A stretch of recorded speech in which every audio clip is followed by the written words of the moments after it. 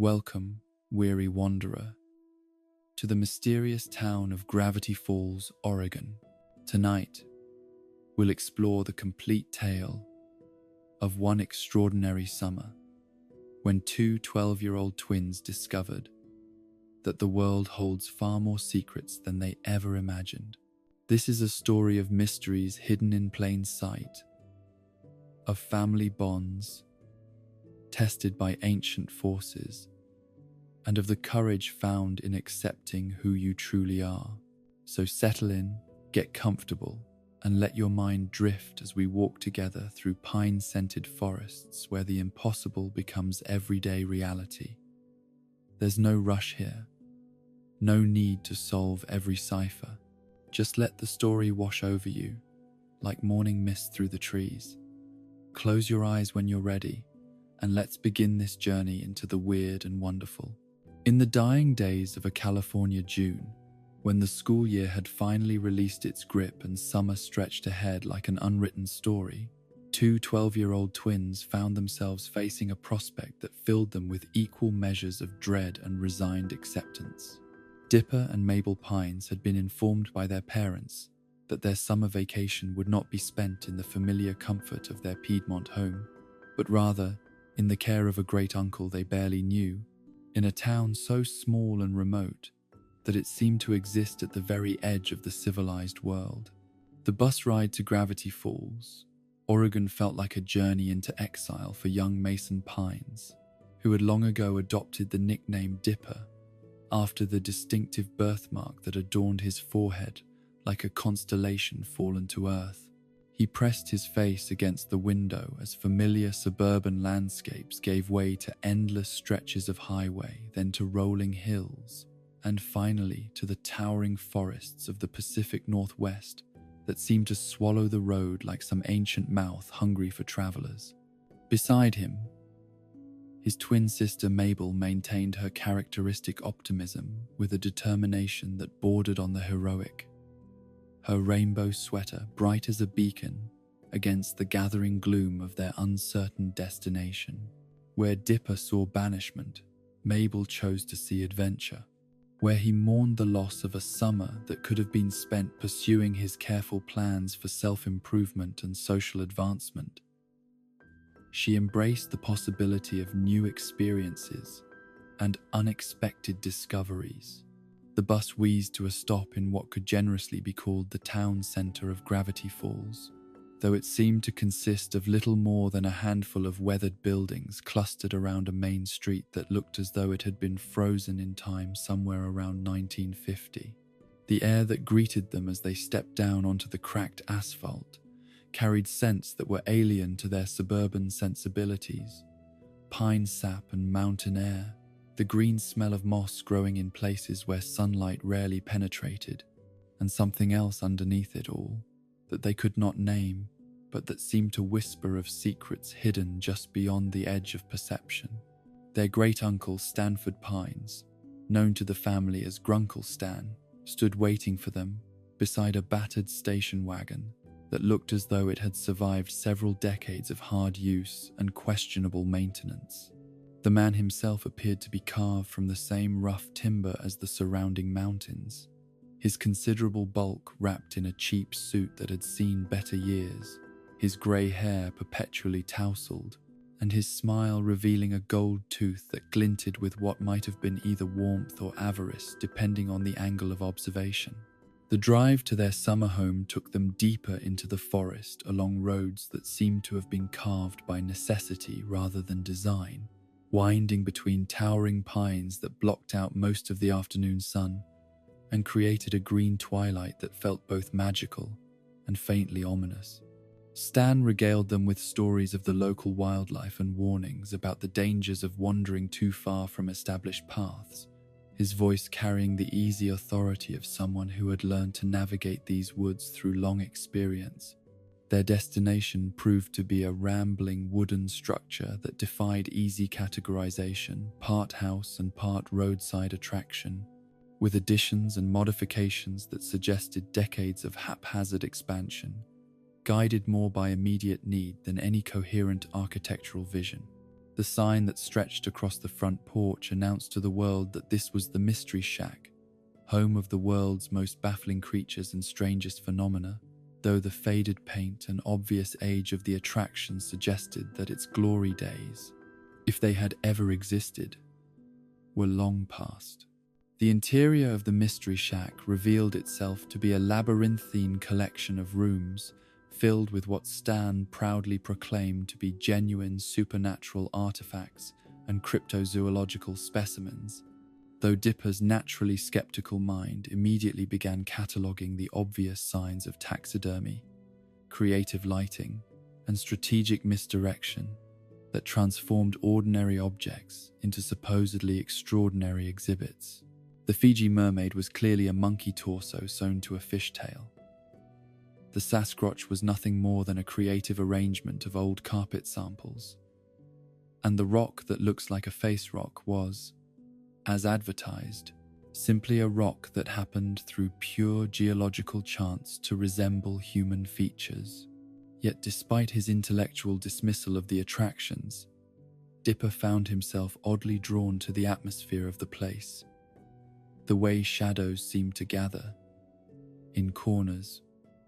where they had no business being so deep, the manner in which temperature seemed to fluctuate from room to room, without any obvious source of heating or cooling, and most unsettling of all, the persistent feeling that he was being watched by eyes that existed just beyond the periphery of his vision. Mabel, characteristically, threw herself into the experience with wholehearted enthusiasm, delighting in each ridiculous exhibit and already planning improvements and additions that would make the Mystery Shack an even more spectacular destination for the tourists who occasionally wandered through Gravity Falls in search of roadside entertainment. She befriended Suze Ramirez, the handyman whose childlike wonder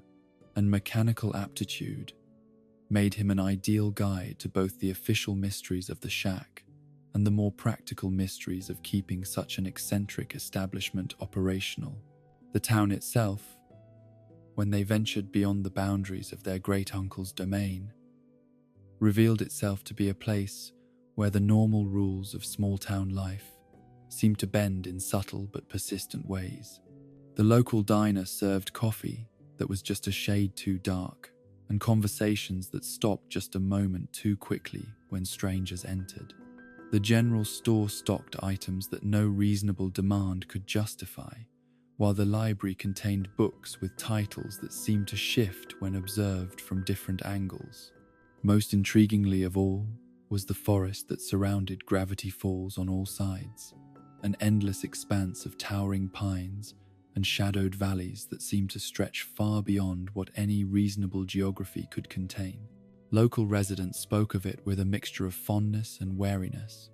warning visitors about the importance of staying on marked trails, while simultaneously hinting at wonders that could be found by those brave enough to venture into the deeper woods where the trees grew so thick that noon looked like twilight, and the normal laws of physics occasionally took temporary leave of absence. On their third day in Gravity Falls, while Mabel threw herself into a complicated craft project involving glitter, rainbow yarn, and what appeared to be the systematic decoration of every surface in their shared attic bedroom, Dipper found himself drawn to explore the forest paths that wound away from the Mystery Shack into the green depths of the surrounding wilderness. The excuse he gave himself was scientific curiosity, a desire to document the local flora and fauna with the methodical precision that had always been his preferred approach to understanding the world around him. The trail he chose seemed well established, marked with the occasional weathered sign warning hikers to stay on designated paths and respect the natural environment,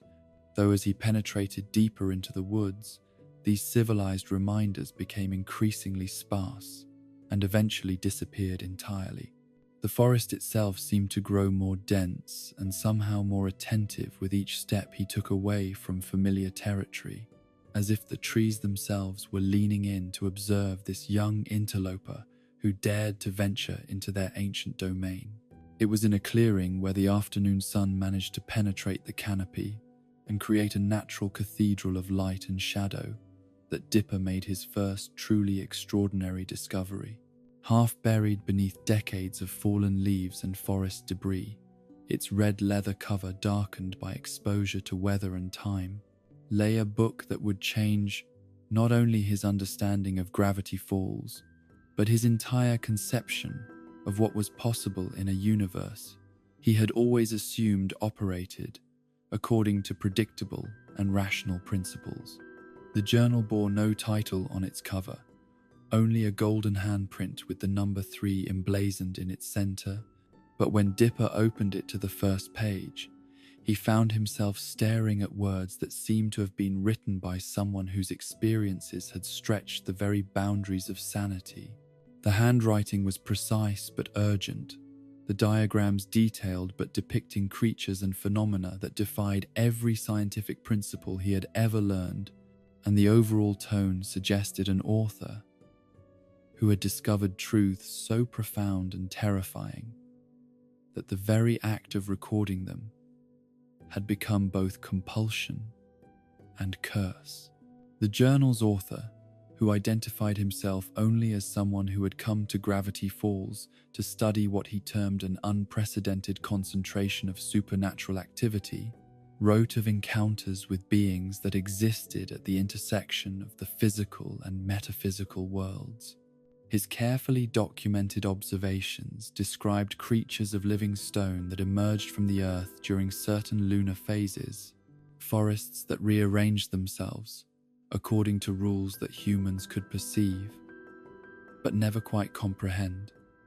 and most disturbing of all, signs that the barrier between the normal world and something vast and alien was growing progressively thinner in this particular corner of Oregon. Dipper read with the fascination of someone whose deepest suspicions about the true nature of reality were being not merely confirmed but exceeded in ways that left him breathless with possibility and terror in equal measure. Every strange detail he had noticed about Gravity Falls suddenly took on new significance. The 2 deep shadows, the conversations that stopped when strangers appeared, the sense of being observed by invisible eyes. The journal suggested that these were not merely the products of an overactive imagination, but genuine signs of supernatural activity, so pervasive that the town's residents had learned to live with weirdness as a simple fact of daily existence. The first creature described in the journal's pages was something called a gnome, depicted as a small humanoid being with a pointed cap and an unhealthy obsession with kidnapping human women for purposes that the author had been either unwilling or unable to fully investigate. The description was accompanied by detailed anatomical drawings, behavioral observations, and most importantly, warnings about the gnome's tendency to work together in groups that could overwhelm unwary humans through sheer numbers and coordinated tactical planning.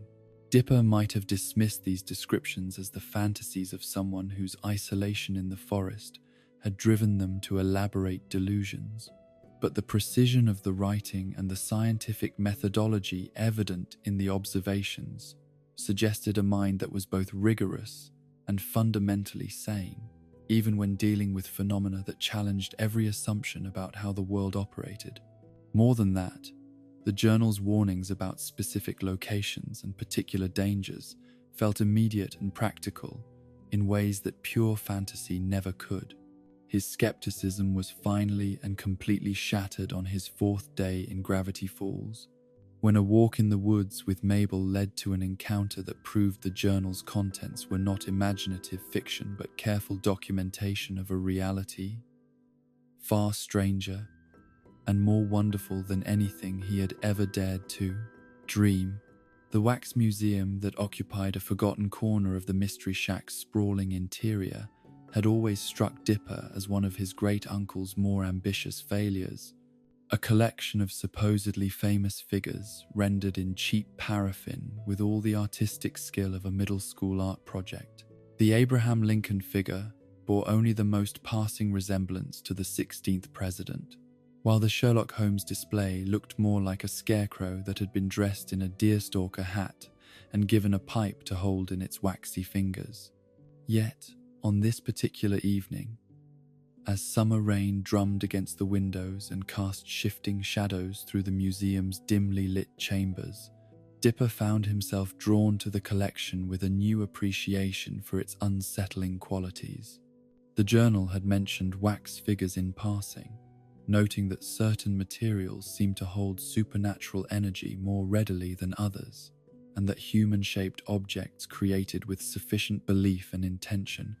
could sometimes develop a form of primitive consciousness. Mabel had already gone to bed,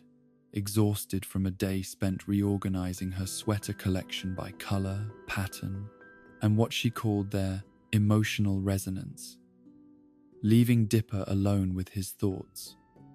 and the increasingly compelling mysteries that seemed to surround every aspect of life in Gravity Falls. The Wax Museum felt different at night,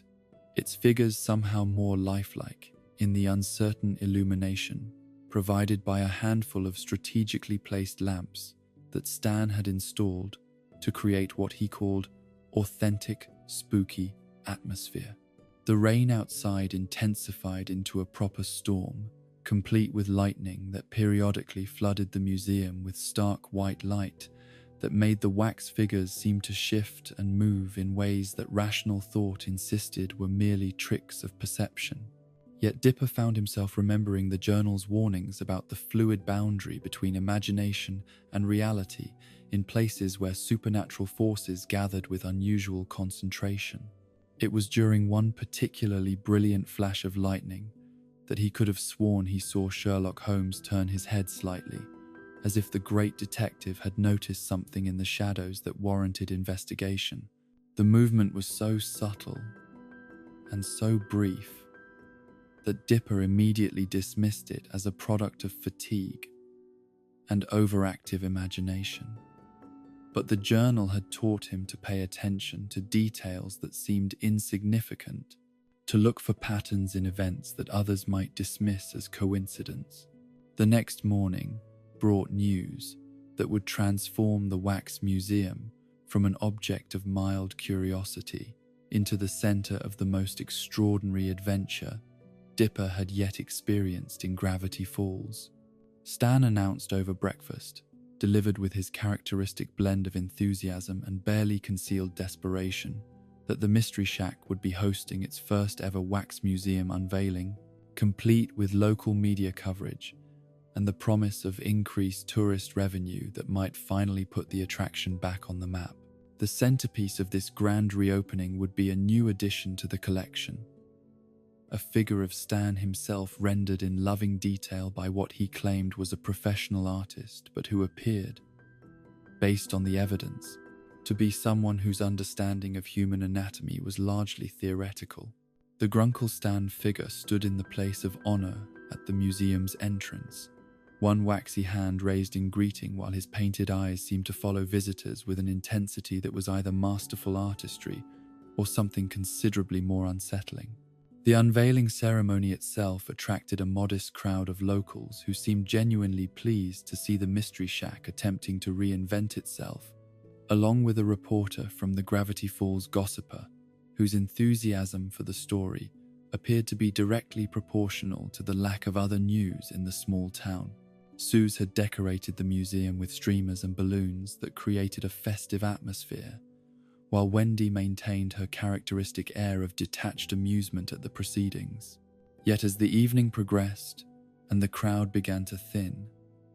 Dipper noticed details that struck him as increasingly odd. The wax figures seemed more animated than usual, their painted features more expressive, their poses more natural. Most disturbing of all, he could have sworn that some of them were breathing, their waxy chests rising and falling with a rhythm that suggested actual life rather than mere artistic illusion. The journal had been quite specific about the conditions under which inanimate objects could develop consciousness, noting that a combination of strong emotional investment from their creators, prolonged exposure to human attention and belief, and the presence of supernatural energy could sometimes bridge the gap between representation and reality. The wax figures had certainly been the focus of considerable attention during the unveiling ceremony, and Gravity Falls was nothing if not saturated with supernatural energy. Dipper's suspicions were confirmed in the most dramatic way possible when he returned to the museum after hours, drawn by sounds that seemed to suggest movement and conversation in spaces that should have been empty and silent. What he discovered there challenged every assumption he had ever made about the nature of reality and the boundary between art and life. The wax figures were not merely alive, but engaged in what appeared to be a complex social gathering, complete with conversations about their individual histories, complaints about their static poses, and plans for revenge against the tourists who had photographed them without permission over the years.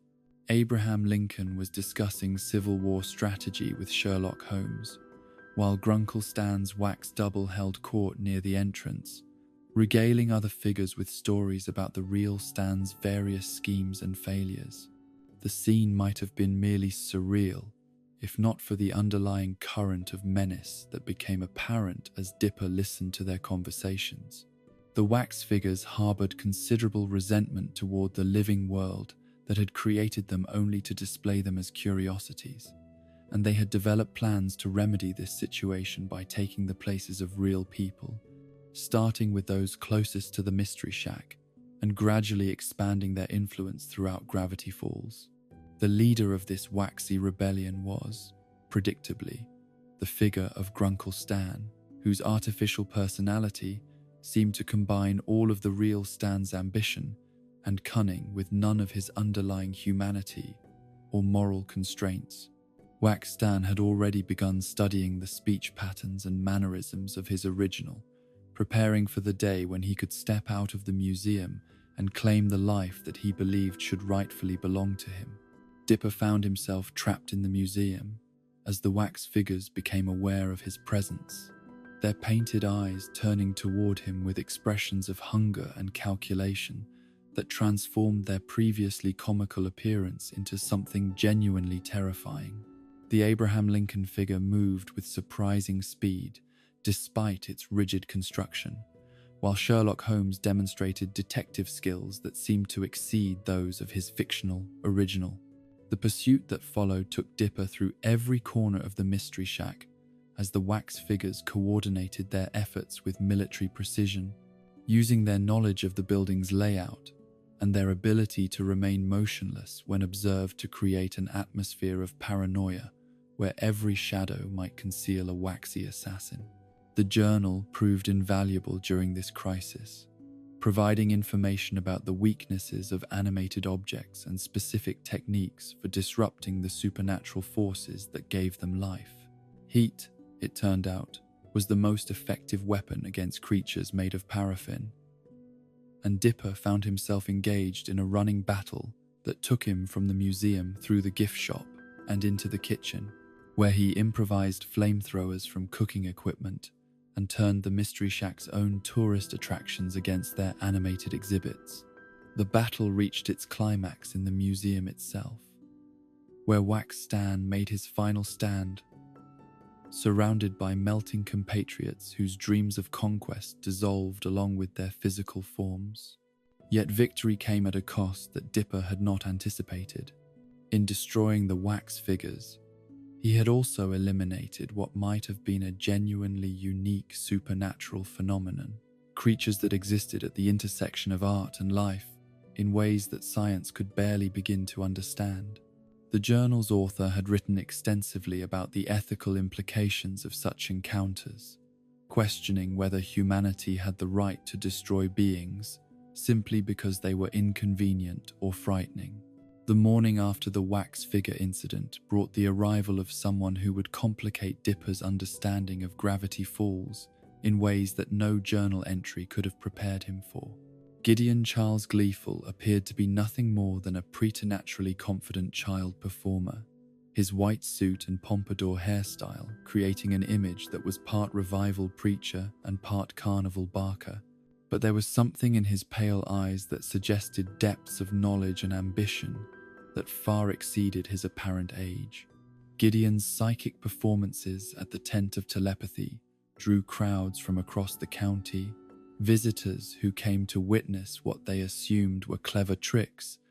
but who left convinced they had encountered genuine supernatural phenomena. His ability to read minds, predict future events, and manipulate objects through pure mental force seemed too consistent and too specific to be explained by conventional stage magic,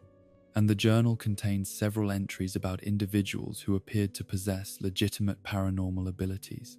The young psychic's interest in Mabel struck Dipper as suspicious from the very beginning,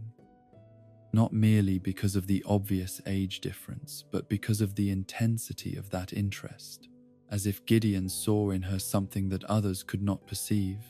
His courtship was elaborate and persistent, involving grand gestures that seemed designed more to impress an audience than to genuinely connect with their intended recipient, and his refusal to accept Mabel's polite rejections suggested a personality that was not accustomed to being denied anything it desired. The investigation into Gideon's background revealed a family history that was both tragic and troubling, with suggestions that his psychic abilities had manifested at an unusually early age and had been encouraged by parents who saw their son's talents as a pathway to fame and financial success rather than gifts that required careful guidance and ethical consideration. The Tent of Telepathy was as much a business enterprise as a spiritual endeavor, and Gideon's performances generated revenue that supported not only his family, but a growing network of believers who saw him as a genuine prophet. Dipper's attempts to expose Gideon's methods led him into increasingly dangerous territory, as the young psychic demonstrated that his abilities extended far beyond simple mentalism into areas that bordered on genuine supernatural power. Objects moved at his command. Thoughts could be read and manipulated. And most disturbing of all, he seemed capable of influencing people's emotions and decisions in ways that bypassed their conscious awareness. The confrontation between Dipper and Gideon took place at the Tent of Telepathy before an audience that expected entertainment, but instead witnessed something that challenged their most fundamental assumptions about the nature of reality. The battle was fought not with physical weapons, but with wills and intellects, as Dipper used the knowledge gained from the journal to counter Gideon's psychic manipulations, while protecting Mabel from abilities that could have permanently damaged her mind. The resolution of the Gideon conflict revealed the source of his powers to be not natural psychic ability, but a supernatural amulet that amplified and focused whatever latent talents he might have possessed, transforming a moderately gifted child into something approaching a genuine threat to the safety and free will of everyone around him. The amulet's destruction broke Gideon's hold over his audience and returned him to something closer to his natural state, though the experience had clearly marked him in ways that would have long-term consequences for everyone involved. Yet, even as one mystery was resolved, others began to multiply with increasing complexity and urgency. The inconveniencing, as Wendy cheerfully termed their next adventure, began as nothing more than a teenage dare to explore an abandoned convenience store that local legend claimed was haunted by the spirits of customers who had died while waiting in line during the store's notoriously slow service in, quote, its final years of operation. The dusk to dawn convenience store had been closed for over a decade, its interior preserved in a state of suspended animation that made it appear as though the customers and employees had simply vanished mid-transaction, leaving behind a tableau of incomplete purchases and half-finished conversations. The building itself seemed to exist in a pocket of temporal distortion where the normal flow of time moved differently, creating an environment where the past and present coexisted in ways that were both fascinating and deeply unsettling. Wendy's friends, a collection of teenagers whose blasé attitude toward the supernatural was matched only by their enthusiasm for trespassing and minor vandalism, treated the expedition as an opportunity for harmless fun rather than a potentially dangerous encounter with genuine paranormal phenomena. Their casual dismissal of the store's reputation and their determination to prove their bravery by spending the night in a supposedly haunted location demonstrated the kind of reckless courage that the journal identified as one of the primary causes of supernatural casualties. Dipper found himself torn between his desire to impress Wendy and her friends with his knowledge of the supernatural and his growing awareness that the dusk to dawn represented a genuine threat that could not be dismissed or conquered through teenage bravado. The journal contained extensive warnings about locations where traumatic events had created permanent psychic impressions, places where the boundary between the living world and whatever lay beyond had been weakened by intense emotion and sudden death. The ghosts that inhabited the convenience store proved to be far more complex and dangerous than the simple restless spirits of popular imagination. These were beings whose existence had become fundamentally intertwined with the location of their deaths, creatures that existed in a state of perpetual confusion about their current status, and possessed the ability to trap living visitors in the same temporal loop that had claimed them years earlier. The night in the dusk to dawn became a battle for survival that tested not only Dipper's growing understanding of supernatural phenomena, but also his ability to work with others under extreme stress. Wendy's friends, despite their initial skepticism, proved to be resourceful and brave when confronted with genuine danger, while Wendy herself demonstrated leadership qualities that went far beyond her casual exterior. The escape from the convenience store required not violence but understanding, as the ghosts were ultimately revealed to be victims rather than villains, spirits who had been trapped by their own inability to accept their deaths and move on to whatever lay beyond the physical world. The resolution involved helping them remember who they had been in life and find the peace that would allow them to release their grip on the world of the living. These early encounters with the supernatural established patterns that would define Dipper's entire summer in Gravity Falls, each adventure building upon the knowledge gained from previous experiences, while introducing new complexities and challenges that pushed his understanding of the possible further than he had ever imagined it could go. The journal became his constant companion, a guide through territories that no map could chart, and a source of wisdom that had been paid for with the sanity and safety of its unknown author. Yet, perhaps most importantly, these adventures began to reveal the true nature of the forces at work in Gravity Falls, suggesting that the town's supernatural activity was not random, but part of some larger pattern or purpose that remained hidden from casual observation. The journal's author had clearly suspected that something vast and alien was using Gravity Falls as a gateway between dimensions, and each new encounter seemed to confirm that suspicion, while raising questions about what such a revelation might mean for the people who called the town home. The basement of the Mystery Shack had always been off limits to visitors, a restricted zone that Stan defended with a combination of casual dismissal and increasingly creative excuses that seemed to change depending on his audience and his mood on any given day. To tourists who expressed curiosity about the locked door behind the vending machine, he would explain that it contained nothing more than old Christmas decorations and broken furniture, items too worthless to display but too sentimental to discard. To Dipper and Mabel, he offered variations on this theme, sometimes claiming the space was used for storage, other times suggesting it housed the Mystery Shack's heating system or electrical equipment that would be dangerous for children to explore. Yet for someone whose profession allegedly involved the exhibition of mysterious phenomena, Stan showed a remarkable reluctance to discuss the one genuine mystery that existed within his own establishment. The basement door was secured with not one but 3 separate locks, each of a different type and vintage, as if they had been added over time in response to escalating security concerns. More intriguing still was the faint humming sound that seemed to emanate from beneath the floorboards during certain hours of the day, a mechanical vibration that suggested the presence of equipment far more sophisticated than anything visible in the rest of the building. Dipper's growing obsession with the journal had taught him to pay attention to inconsistencies and unexplained phenomena, to look for patterns that others might dismiss as coincidence or irrelevant detail. Stan's behavior regarding the basement fit every profile the journal provided for individuals who were concealing supernatural activities, from his obvious nervousness when the subject arose to his tendency to deflect questions with increasingly elaborate and contradictory explanations. The mechanical humming was not the only sign that the Mystery Shack contained secrets beyond its official attractions.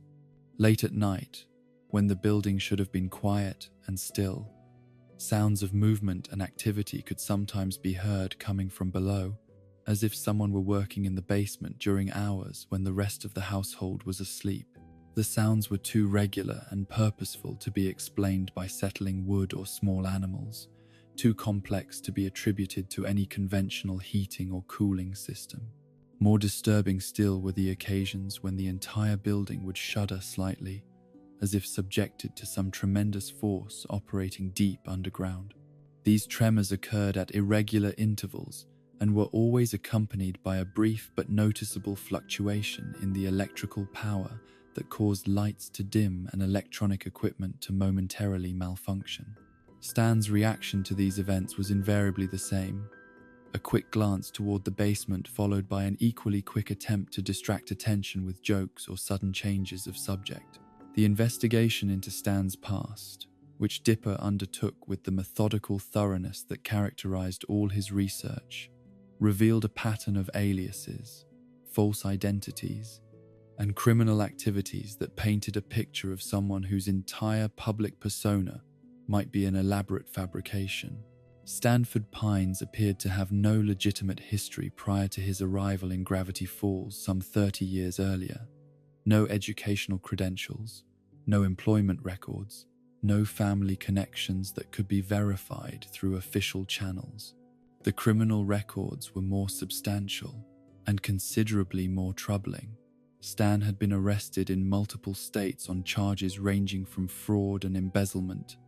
to selling false identification documents and operating confidence schemes that targeted elderly victims. His methods were consistently sophisticated,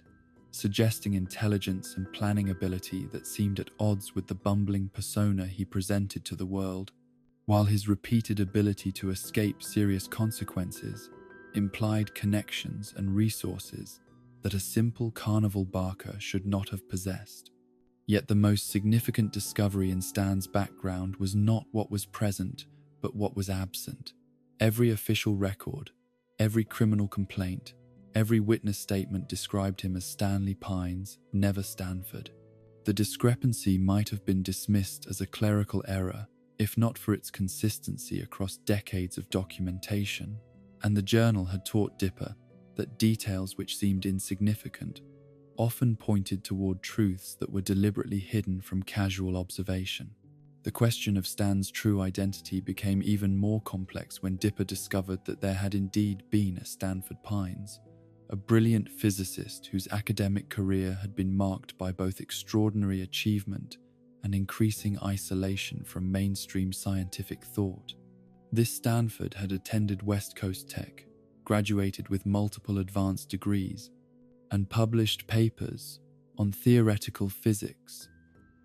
that pushed the boundaries of accepted scientific knowledge into territories that his colleagues found uncomfortable or impossible to accept. The academic Stanford Pines had been particularly interested in the intersection of quantum mechanics and paranormal phenomena, proposing theories that suggested the existence of parallel dimensions and alternate realities that could be accessed through specific combinations of advanced technology and supernatural forces. His research had attracted funding from government agencies, whose names were redacted from the documents Dipper could access, and his final papers suggested that he had identified a location where the barriers between dimensions were naturally thin enough to permit experimental observation and possibly even travel. The connection between this brilliant physicist and the carnival barker who ran the Mystery Shack seemed impossible to explain through conventional logic, yet the evidence suggested that they were not merely related, but were in fact the same person, operating under different identities. For reasons that remained opaque, the timeline was consistent. The physical resemblance was undeniable when account was made for 30 years of aging and deliberate changes in appearance. And most tellingly, the location of the Mystery Shack corresponded exactly to the coordinates that the physicist Stanford Pines had identified as the center of dimensional instability in the Pacific Northwest. The portal, when Dipper finally gained access to the basement and discovered it hidden behind banks of monitoring equipment and control systems that looked like something from a science fiction film, was unlike anything described in the journal or any other source he had encountered. The machine occupied most of the underground chamber, its triangular frame reaching from floor to ceiling, while complex arrays of crystalline components channeled energies that made the air itself seem to vibrate with potential. This was clearly technology that far exceeded anything that should have existed in a small-town tourist attraction. Equipment that represented decades of advanced research and development by someone whose understanding of physics and engineering approached the level of genius. The control systems alone suggested knowledge that went far beyond conventional science into territories where theoretical physics merged with forces that most scientists refused to acknowledge as real. The portal's purpose became clear from the research notes that surrounded it, documents written in handwriting that matched the journal's authorship, and describing a project that had consumed 30 years of obsessive dedication. The machine was designed to create a stable gateway between dimensions, a permanent doorway that would allow travel between parallel realities and provide access to knowledge and resources that existed beyond the boundaries of conventional space and time. Yet the portal was not merely an academic exercise in dimensional physics, but a rescue mission of staggering scope and desperate urgency. The notes revealed that the real Stanford Pines, the physicist whose identity Stan had apparently assumed, was trapped somewhere in the multiverse beyond the gateway, lost in a realm of infinite possibilities where the normal rules of physics and logic no longer applied. The portal represented his only chance of return, and Stan had spent 3 decades learning the science necessary to complete a project that his brother had begun but been unable to finish. The revelation that Stan and Stanford were twins, separated by circumstances and choices that had led them down radically different paths, transformed every aspect of Dipper's understanding of the Mystery Shack and its owner. Stanley Pines was not a brilliant physicist masquerading as a carnival barker, but a carnival barker who had taught himself advanced physics out of loyalty and love, spending his adult life mastering sciences that were far beyond his natural interests or abilities, in order to save a brother who had been lost to forces beyond normal comprehension. The sacrifice implicit in this revelation was staggering in its scope and duration. Stan had given up any possibility of a normal life, had embraced an identity that was not his own, and had dedicated 30 years to a project that most qualified scientists would have dismissed as impossible. The criminal activities that had provided funding for his research, the lies and deceptions that had protected the portal's existence, the deliberate cultivation of a reputation as a harmless fraud, all of these had been elements of an elaborate cover story designed to conceal work that could have attracted unwanted attention from government agencies or academic institutions. The portal itself was approaching completion after decades of painstaking construction and testing, its energy readings suggesting that a successful activation was imminent. The implications of such success were both thrilling and terrifying, as the machine would not merely open a doorway to other dimensions, but would create a permanent breach in the fundamental structure of reality itself. The journal contained extensive warnings about the dangers of dimensional manipulation, noting that such experiments could attract the attention of entities whose intentions toward our reality might be less than benevolent. Gideon Gleeful's escalating campaign against the Mystery Shack had initially seemed like nothing more than the petulant revenge of a child whose romantic advances had been rejected. But the appearance of government agents investigating reports of unusual energy readings in the area suggested that the conflict had attracted attention from far more dangerous adversaries. The agents themselves seemed to operate under the authority of organizations whose existence was not officially acknowledged, their equipment and methods suggesting resources and knowledge that civilian law enforcement agencies did not possess. The threat to the portal's completion came not only from external investigation, but from the machine's own requirements for activation. The energy needed to create a stable dimensional gateway exceeded anything that conventional power sources could provide, requiring exotic materials and dangerous procedures that pushed the boundaries of what was technically possible, even with the advanced understanding that 30 years of research had provided. The activation sequence itself would create electromagnetic disturbances that could be detected from considerable distances, making concealment impossible once the process began. Stan's decision to proceed with the portal's activation despite these risks demonstrated the depth of his commitment to rescuing his brother, even when such commitment required him to endanger not only himself, but potentially everyone in Gravity Falls. The dimensional breach that would result from a successful activation could theoretically destabilize the natural barriers that kept hostile entities from entering our reality, turning the town into ground zero for an invasion that could spread across the entire planet. The moral complexity of Stan's situation became even more challenging when viewed through the lens of Dipper's growing understanding of the supernatural forces at work in Gravity Falls. The journal suggested that the town's unusual concentration of paranormal activity was not coincidental, but the result of dimensional instabilities that had been building for decades, possibly as a direct consequence of Stan's experimental work. The portal might be both the solution to Stanford's predicament and the cause of the very problems it was designed to address. The government's interest in Gravity Falls extended beyond mere curiosity about energy anomalies to encompass concerns about national security and the potential threat posed by uncontrolled dimensional experimentation. The agents who arrived to investigate the Mystery Shack brought with them equipment designed to detect and measure supernatural phenomena, suggesting that official agencies were far more aware of such activities than their public statements would indicate.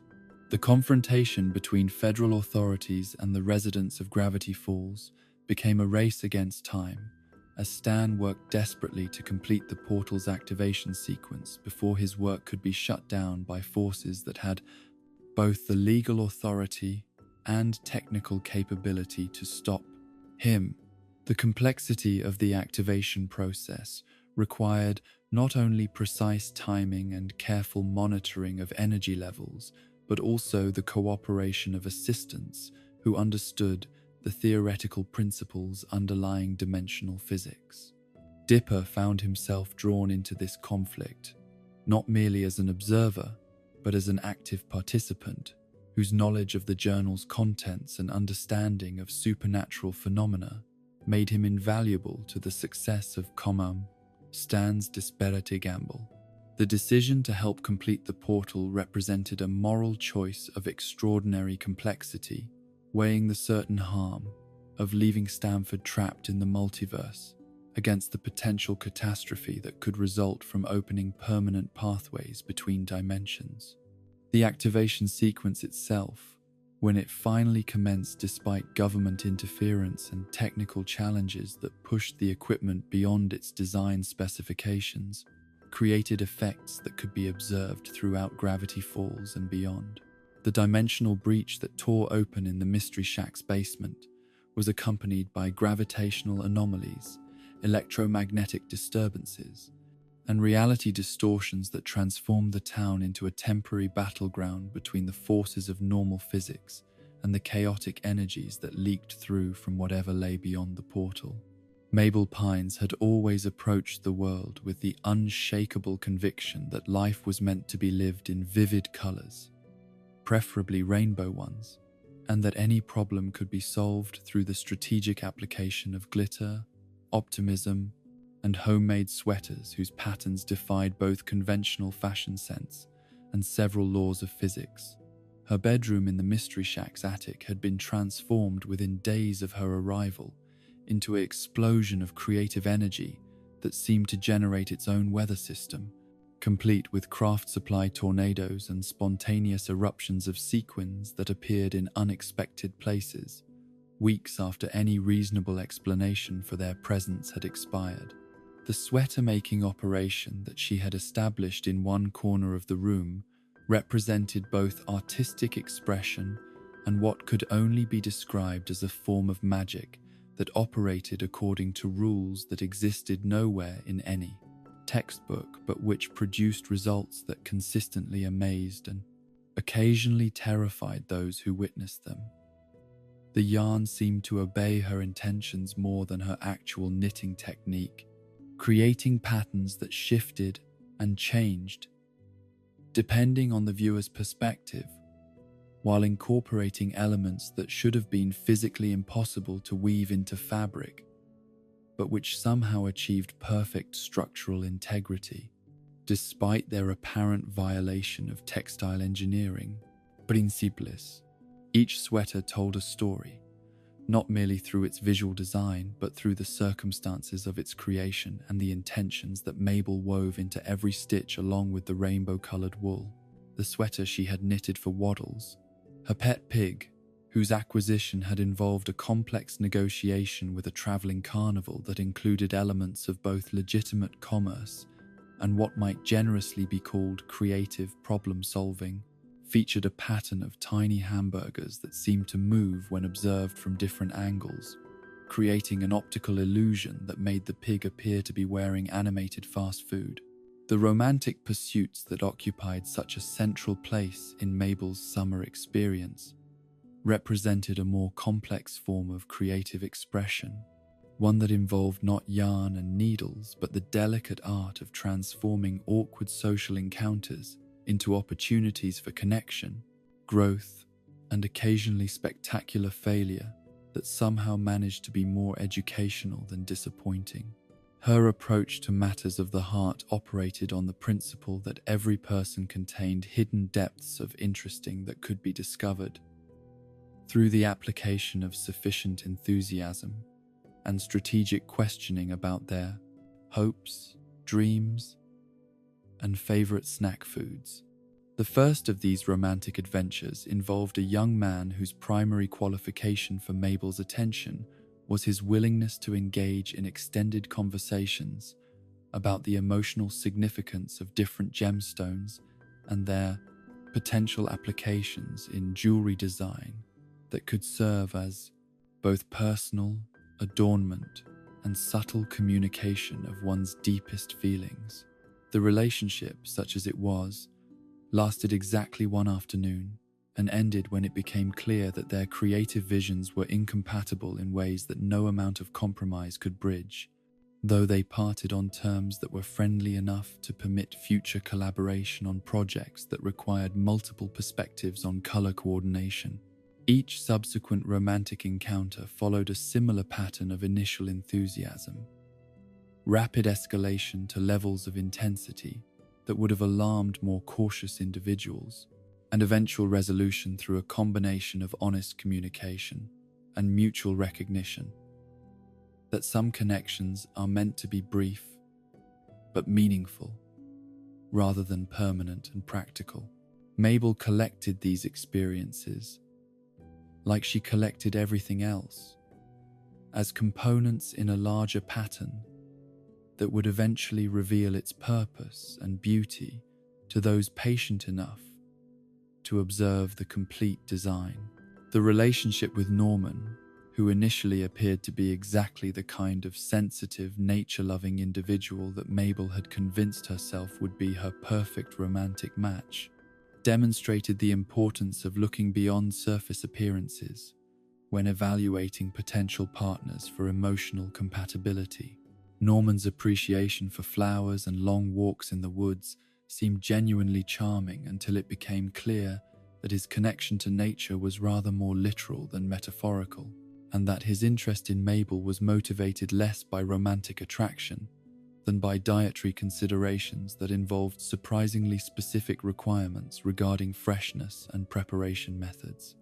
The discovery that Norman was actually a collective entity composed of multiple gnomes operating under a shared delusion about human courtship rituals provided Mabel with valuable insights into the importance of establishing clear communication with potential romantic partners about basic issues, such as species compatibility and individual versus group consciousness. The gnomes themselves, once their deception was revealed, proved to be relatively harmless creatures whose understanding of human relationships had been derived primarily from observation of romantic comedies and advice columns, sources that had provided them with a theoretical framework that bore only passing resemblance to actual romantic interaction. The resolution of the Norman situation required not violence, but patient explanation of the differences between human and gnome social structures, along with gentle but firm clarification that Mabel's romantic interests were limited to individuals who existed as discrete conscious entities rather than collective organisms operating under shared decision-making processes. The gnomes accepted this limitation with surprising grace, though they requested detailed instructions for identifying appropriate partners within their own species, and asked for advice about knitting techniques that could be adapted for creatures with opposable thumbs of varying sizes. The encounter with the time traveler who claimed to have journeyed to the present from a future in which Mabel had become a renowned fashion designer whose sweater patterns had achieved such cultural significance that they were studied in Mabel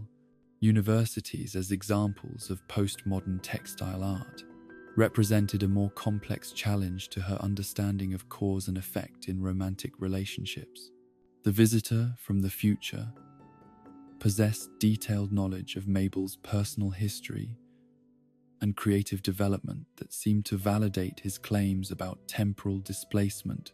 while his obvious affection for her was based on a version of herself that did not yet exist and might never exist, depending on the choices she made during her current summer experience. The philosophical implications of dating someone who claimed to love a future version of herself while having only limited interest in her present personality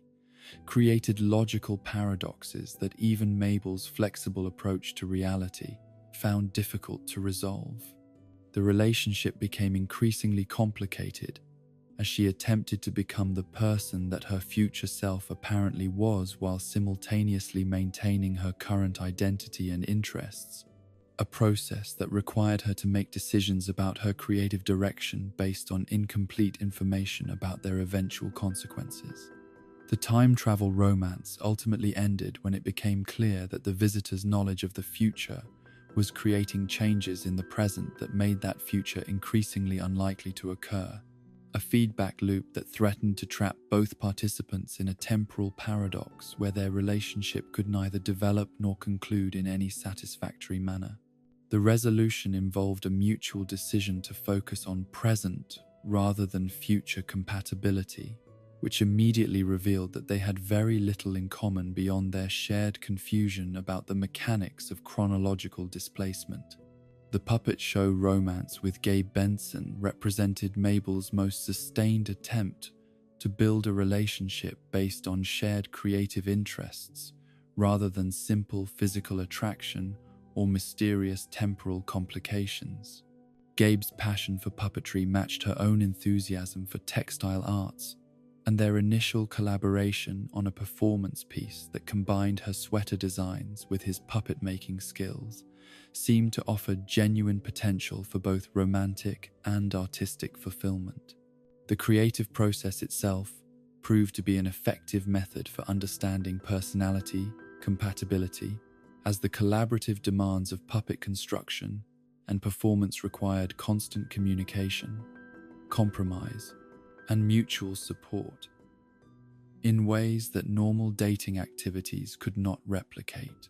Their shared vision of a puppet show that would incorporate both traditional storytelling elements and innovative textile techniques created a framework for interaction that allowed their individual personalities to emerge naturally through their work. Yet the relationship also revealed fundamental differences in their approaches to creative expression that ultimately proved incompatible, despite their mutual respect and affection. Gabe's perfectionist tendencies and insistence on traditional puppet-making techniques conflicted with Mabel's improvisational style and her tendency to incorporate supernatural elements into her designs without adequate explanation or preparation. The creative tensions that initially seemed productive eventually became sources of frustration that neither participant knew how to address constructively. The puppet show's disastrous final performance, during which several of Mabel's magically enhanced costume elements achieved independent animation and began pursuing their own creative agenda, regardless of the scripted storyline, demonstrated the importance of thoroughly testing innovative artistic techniques before presenting them to live audiences. The evening ended with the entire cast, both human and puppet, engaged in a collaborative improvisation that bore no resemblance to their rehearsed material, but which somehow achieved a level of chaotic creativity that satisfied everyone involved. The aftermath of the puppet show catastrophe revealed that creative partnerships, like romantic relationships, require participants who are willing to embrace uncertainty and unexpected outcomes, rather than insisting on predetermined results. Gabe's inability to appreciate the artistic potential of uncontrolled magical effects proved incompatible with Mabel's commitment to exploring the intersection of supernatural forces and textile design, though their friendship continued on terms that excluded both romantic expectations and collaborative artistic projects. The relationship with Mamando, the merman who had become temporarily stranded in the Gravity Falls public swimming pool due to navigational errors that were never entirely explained, presented unique challenges related to species compatibility and long-distance relationship maintenance that required creative solutions to problems that most dating advice columns had never anticipated. Mamando's natural aquatic habitat limited their opportunities for conventional romantic activities, while his unfamiliarity with human social customs created misunderstandings that were both amusing and occasionally problematic. The language barrier that initially complicated their communication was gradually overcome through a combination of Mabel's determination to learn basic mermaid vocabulary and Mamando's impressive ability to adapt his speech patterns to human linguistic structures. Their conversations, conducted primarily while Mabel sat at the pool's edge with her feet in the water, covered topics ranging from comparative marine and terrestrial mythology to the technical challenges of maintaining romantic relationships across vast oceanic distances. The creative challenge of designing a sweater that would be both aesthetically pleasing and functionally appropriate for an aquatic lifestyle pushed Mabel's textile skills into previously unexplored territories, requiring research into waterproof yarn, specialized knitting techniques, and the hydrodynamic properties of various decorative elements. The final design incorporated traditional mermaid aesthetic elements with innovative features that allowed the garment to function effectively both above and below the water's surface. The relationship's conclusion, necessitated by Mamando's need to return to his oceanic home before his temporary adaptation to chlorinated water environments expired, was handled with a maturity and grace that surprised even Mabel herself. Their farewell incorporated elements of both human and mermaid relationship, conclusion, rituals, creating a ceremony that honored their different cultural backgrounds while acknowledging the genuine affection that had developed between them despite the obvious practical obstacles to long-term compatibility. The correspondence that followed, conducted through messages sealed in waterproof containers and delivered via a network of migratory seabirds, whose cooperation had been secured through negotiations that involved both Mabel's diplomatic skills and Mamando's influence with various marine creatures, demonstrated the possibility of maintaining meaningful connections across species and geographical barriers through the application of sufficient creativity and commitment. Each of these romantic adventures contributed to Mabel's growing understanding of the complexities involved in building relationships with others, while also revealing aspects of her own personality and preferences that she had not previously recognized or acknowledged. The pattern that emerged from these experiences suggested that her ideal romantic partner would need to share her appreciation for creative expression, her willingness to embrace uncertainty and unexpected outcomes, and her commitment to treating every person as a unique individual worthy of respect and understanding. The friendship with Candy Chew and Grenda Grendinator, which developed alongside and occasionally intersected with her romantic pursuits, provided a different but equally valuable perspective on relationships and the importance of surrounding oneself with people who could provide honest feedback, emotional support, and shared enthusiasm for activities that others might consider eccentric or impractical. Their trio represented a combination of personalities that complemented each other's strengths while creating collective capabilities that exceeded what any individual member could achieve alone. Candy's intellectual approach to problem-solving balanced Mabel's intuitive creativity, while Grenda's straightforward honesty provided perspective that helped prevent both her friends from becoming too absorbed in their own concerns to notice important details about their situations or the people around them. The friendship operated on principles of mutual support and shared adventure that made it possible for all three participants to take risks and explore new experiences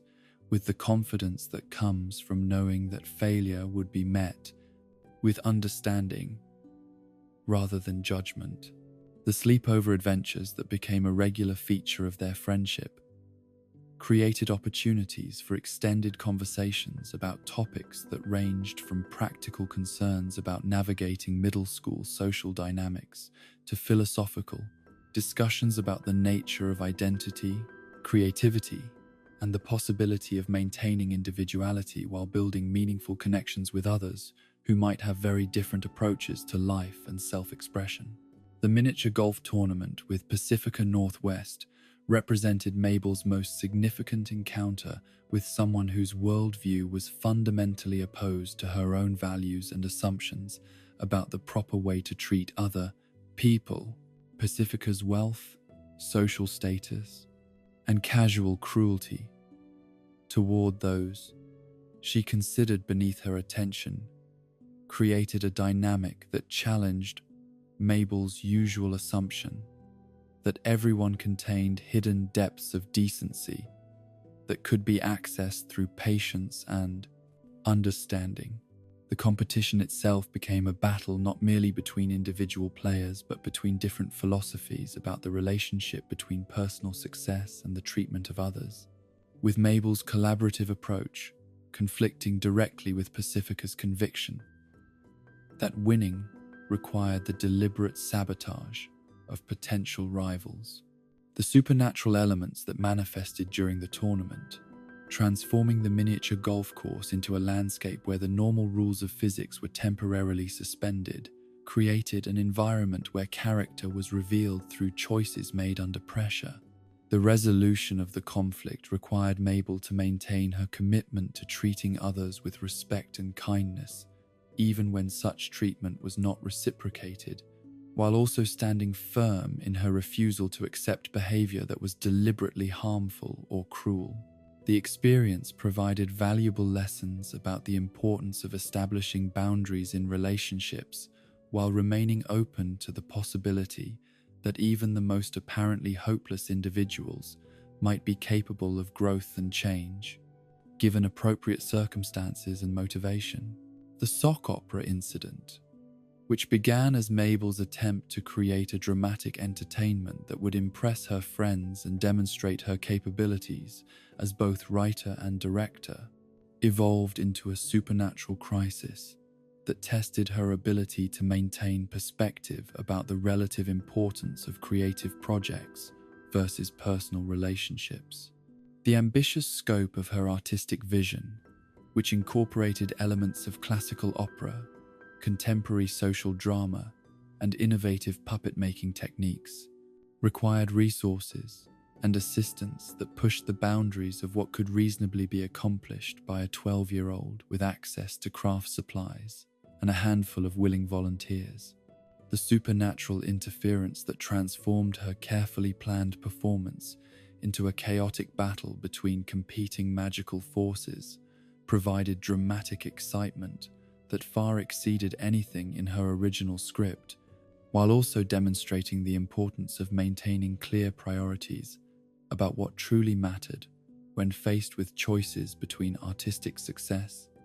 and the safety and well-being of people she cared about. The evening's events revealed that her commitment to creativity and self-expression, while admirable and important, needed to be balanced with awareness of her responsibilities to others and recognition of the limits of what any individual project could or should accomplish. The aftermath of the sock opera crisis led to conversations with Dipper about the tensions that sometimes arose between their individual interests and their mutual commitment to supporting each other through the various challenges and adventures that their summer in Gravity Falls continued to present. These discussions revealed that both twins had been struggling with questions about identity, personal growth, and the balance between individual achievement and family loyalty that were far more complex than either had initially recognized.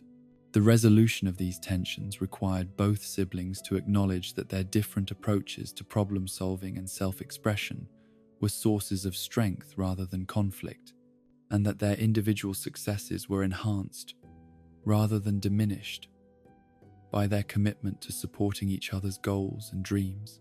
The summer's experiences had taught them that the most important relationships in their lives were those that allowed them to grow and change while maintaining the fundamental connections that provided security, understanding, and love, even during periods of uncertainty and challenge. The obsession began innocuously enough, as most dangerous fixations do, with what appeared to be nothing more than intellectual curiosity about the identity of the mysterious author whose journal had become Dipper's most treasured possession and trusted guide through the supernatural complexities of Gravity Falls. The careful handwriting that filled page after page with detailed observations, precise diagrams, and increasingly urgent warnings spoke of a mind that combined scientific rigor with genuine courage, someone who had faced the impossible and documented it with the methodical precision of a true researcher. Yet, as Dipper delved deeper into the journal's contents, studying not merely the information it contained, but the personality that emerged from its pages, his academic interest gradually transformed into something more personal and consuming. The author's voice seemed to speak directly to him across the years, addressing concerns and questions that Dipper had thought were uniquely his own, offering insights that seemed almost supernaturally relevant to his current circumstances and emotional state. The journal's author had clearly been someone who understood what it meant to be different,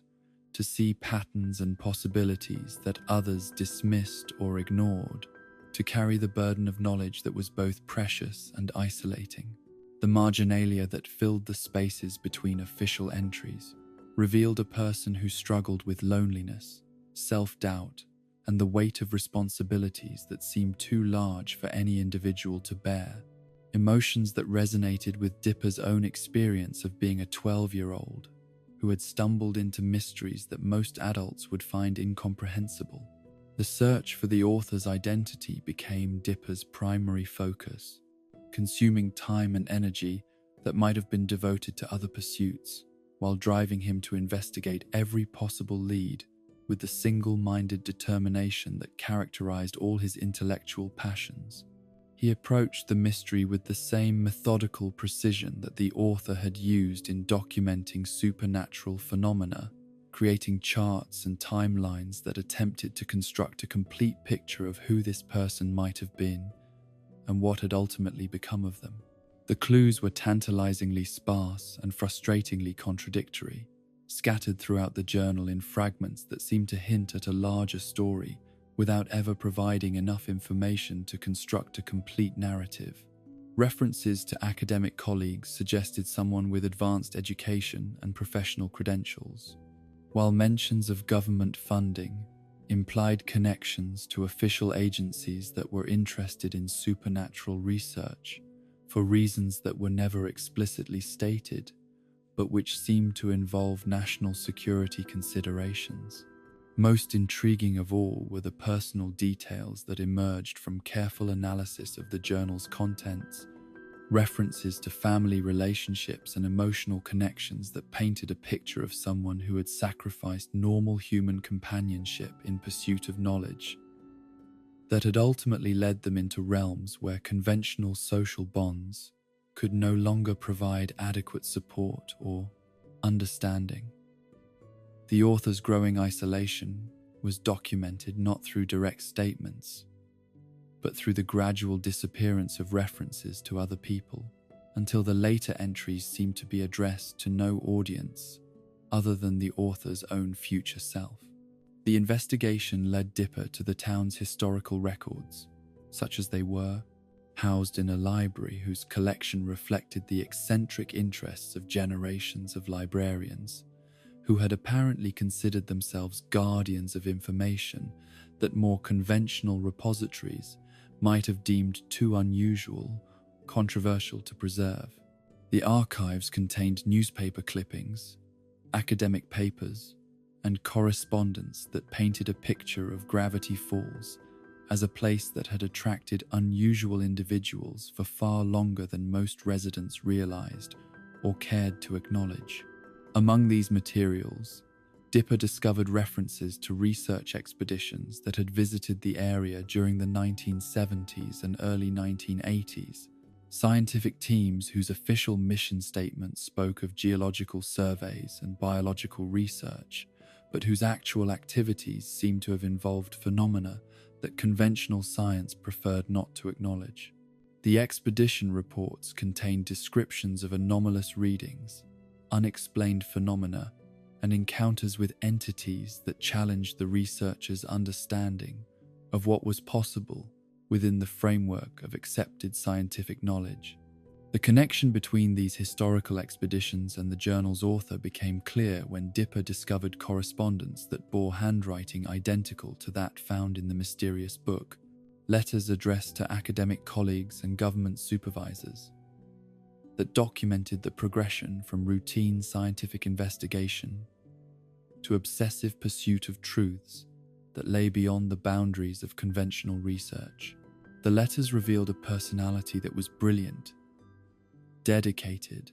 and increasingly troubled by discoveries that had implications too profound and dangerous to be shared with colleagues who lacked the necessary preparation and psychological resilience. The academic credentials that emerged from this investigation painted a picture of someone whose intellectual achievements had been extraordinary, even by the standards of the scientific community. A researcher whose theoretical work had pushed the boundaries of physics, mathematics, and philosophy in ways that earned both admiration and concern from peers who were not always comfortable with the implications of such radical thinking. The published papers bore titles that seemed designed to discourage casual reading while attracting the attention of individuals who possessed both the technical knowledge and intellectual courage necessary to engage with ideas that challenged fundamental assumptions about the nature of reality. Yet the most significant breakthrough in Dipper's investigation came not from historical documents, but from an unexpected encounter with someone who had personal knowledge of the journal's author, a meeting that would transform his understanding of the mystery while raising questions that were far more complex and troubling than anything he had previously imagined. The encounter took place in circumstances that seemed almost designed to prevent rational analysis, during a crisis that required immediate action rather than careful consideration of long-term implications. Fiddleford Hadron McGucket, when Dipper finally met him in person,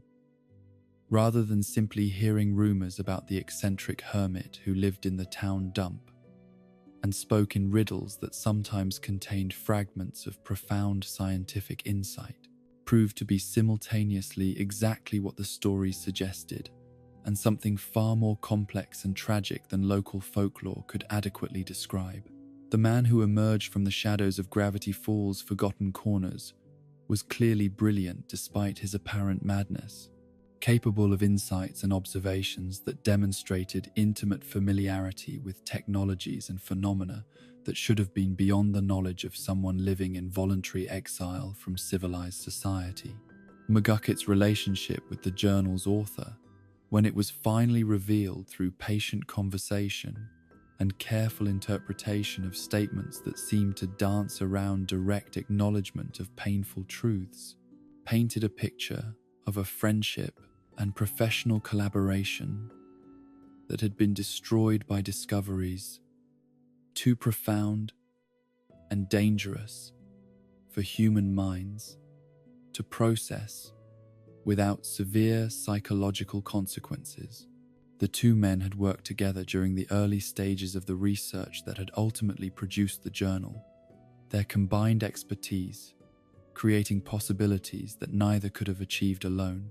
The partnership had been productive and harmonious until their investigations had attracted the attention of entities whose existence challenged not merely their scientific understanding, but their fundamental assumptions about humanity's place in the universe and the nature of consciousness itself. The encounter with forces that operated according to rules that bore no resemblance to anything in human experience had driven McGucket to seek refuge in deliberate amnesia, using technologies that could selectively erase memories too painful or dangerous to retain. The Society of the Blind Eye, which McGucket had founded and led during his descent into protective insanity, represented an attempt to shield the citizens of Gravity Falls from knowledge that could destroy their psychological stability and emotional well-being. The organization's members, recruited from individuals who had encountered supernatural phenomena and found themselves unable to cope with the implications of such experiences, submitted to memory modification procedures that allowed them to continue living normal lives by forgetting everything they had learned about the true nature of their hometown. The technology that made such selective amnesia possible was itself a product of the research collaboration between McGucket and the journal's author, advanced equipment that could map and modify human consciousness with precision that exceeded anything available to conventional neuroscience.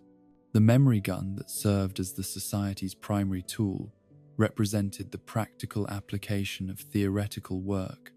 that had begun as an investigation into the relationship between mind and reality, but which had evolved into something approaching the manipulation of consciousness itself. The moral implications of the Society's activities were staggering in their complexity, raising questions about the right of individuals to make informed decisions about their own memories and experiences, versus the obligation of others to protect them from knowledge that could cause severe psychological harm. McGuckett's own condition served as both a cautionary example and a testament to the effectiveness of the technology, as his deliberate amnesia had protected him from memories that might otherwise have driven him to complete madness or suicide, while also trapping him in a state of perpetual confusion that made normal human relationships impossible. The revelation that the journal's author had refused to submit to memory modification, choosing instead to face whatever consequences might result from retaining full knowledge of their discoveries, painted a picture of someone whose commitment to truth exceeded their concern for personal safety or psychological well-being. The decision to document their findings in the journal represented not merely academic rigor, but a form of courage that bordered on the superhuman, a willingness to preserve dangerous knowledge for future generations, regardless of the personal cost. The laptop computer that Dipper discovered during his investigation into McGuckett's background proved to contain encrypted files that provided additional insight into the research collaboration that had produced both the journal, the memory modification technology. The encryption was sophisticated enough to resist conventional decoding methods, requiring not merely technical skill, but intimate knowledge of the researcher's methodology and philosophical approach to unlock the secrets it contained. The process of decrypting the laptop's contents became an education in advanced mathematics, computer science, and cryptographic theory that pushed Dipper's intellectual abilities to their limits, while providing him with skills and knowledge that would prove invaluable in future encounters with technologies that operated according to principles that conventional education had never prepared him to understand. The work required not merely technical competence, but the ability to think like the researchers who had created the encryption, to understand their motivations and concerns well enough to anticipate the methods they would have used to protect information that they considered too dangerous to be easily accessible. The files that emerged from successful decryption contained research notes, experimental data, and theoretical discussions that painted a picture of scientific investigation that had progressed far beyond anything that Dipper had previously imagined possible. The collaboration between McGuckett and the journal's author had produced discoveries that challenged fundamental assumptions about physics, consciousness, and the nature of reality itself, findings that had implications not merely for academic understanding, but for the future survival of human civilization. The relationship with Wendy Corduroy, which had begun as simple adolescent infatuation, but which gradually evolved into something more complex and meaningful, provided Dipper with emotional support and perspective that helped him maintain psychological stability during his increasingly intense pursuit of answers to questions that had no safe or simple solutions. Wendy's combination of teenage wisdom, practical competence, and genuine concern for his well-being created a relationship that was simultaneously romantic and platonic, offering him the kind of connection that could ground him in normal human concerns, even when his research carried him into territories where such concerns seemed irrelevant or inadequate. The age difference between them, which Dipper initially saw as an obstacle to romantic fulfillment, gradually revealed itself to be less important than their mutual respect, shared interests, and compatible approaches to problem-solving and adventure. Wendy's willingness to take his supernatural investigations seriously while maintaining healthy skepticism about their ultimate significance provided him with perspective that prevented his obsessions from completely overwhelming his ability to function in normal social situations. The bunker that Dipper discovered during one of his expeditions into the forest represented the physical manifestation of the research collaboration that had produced the journal, a hidden facility where advanced experiments had been conducted under conditions of secrecy that suggested both the importance and the potential danger of the work being performed there. The bunker's sophisticated security systems, advanced laboratory equipment, and obvious signs of hasty abandonment painted a picture of research that had been interrupted by circumstances too urgent or threatening to permit normal shutdown procedures. The interior of the bunker contained evidence of experiments that had pushed the boundaries of known science into territories where theoretical physics merged with phenomena that most researchers would have dismissed as impossible or irrelevant to legitimate scientific inquiry. The equipment suggested capabilities that exceeded anything available to conventional laboratories, while the experimental subjects and procedures indicated investigations into the fundamental nature of consciousness, reality, and the relationship between mind and matter. The shapeshifter that had been contained within the bunker's security systems represented one of the most disturbing discoveries of Dipper's entire investigation, a being whose existence challenged basic assumptions about identity, consciousness, and the stability of physical form. The creature's ability to assume the appearance and memories of other individuals while retaining its own alien consciousness raised questions about the nature of personal identity that had implications far beyond the immediate threat it represented to anyone unfortunate enough to encounter it. The confrontation with the shapeshifter became a battle not merely for physical survival, but for psychological integrity, as the creature's attempts to manipulate Dipper's perceptions and emotions by assuming the forms of people he cared about created a crisis of identity and trust that threatened to undermine his ability to distinguish between reality and deception.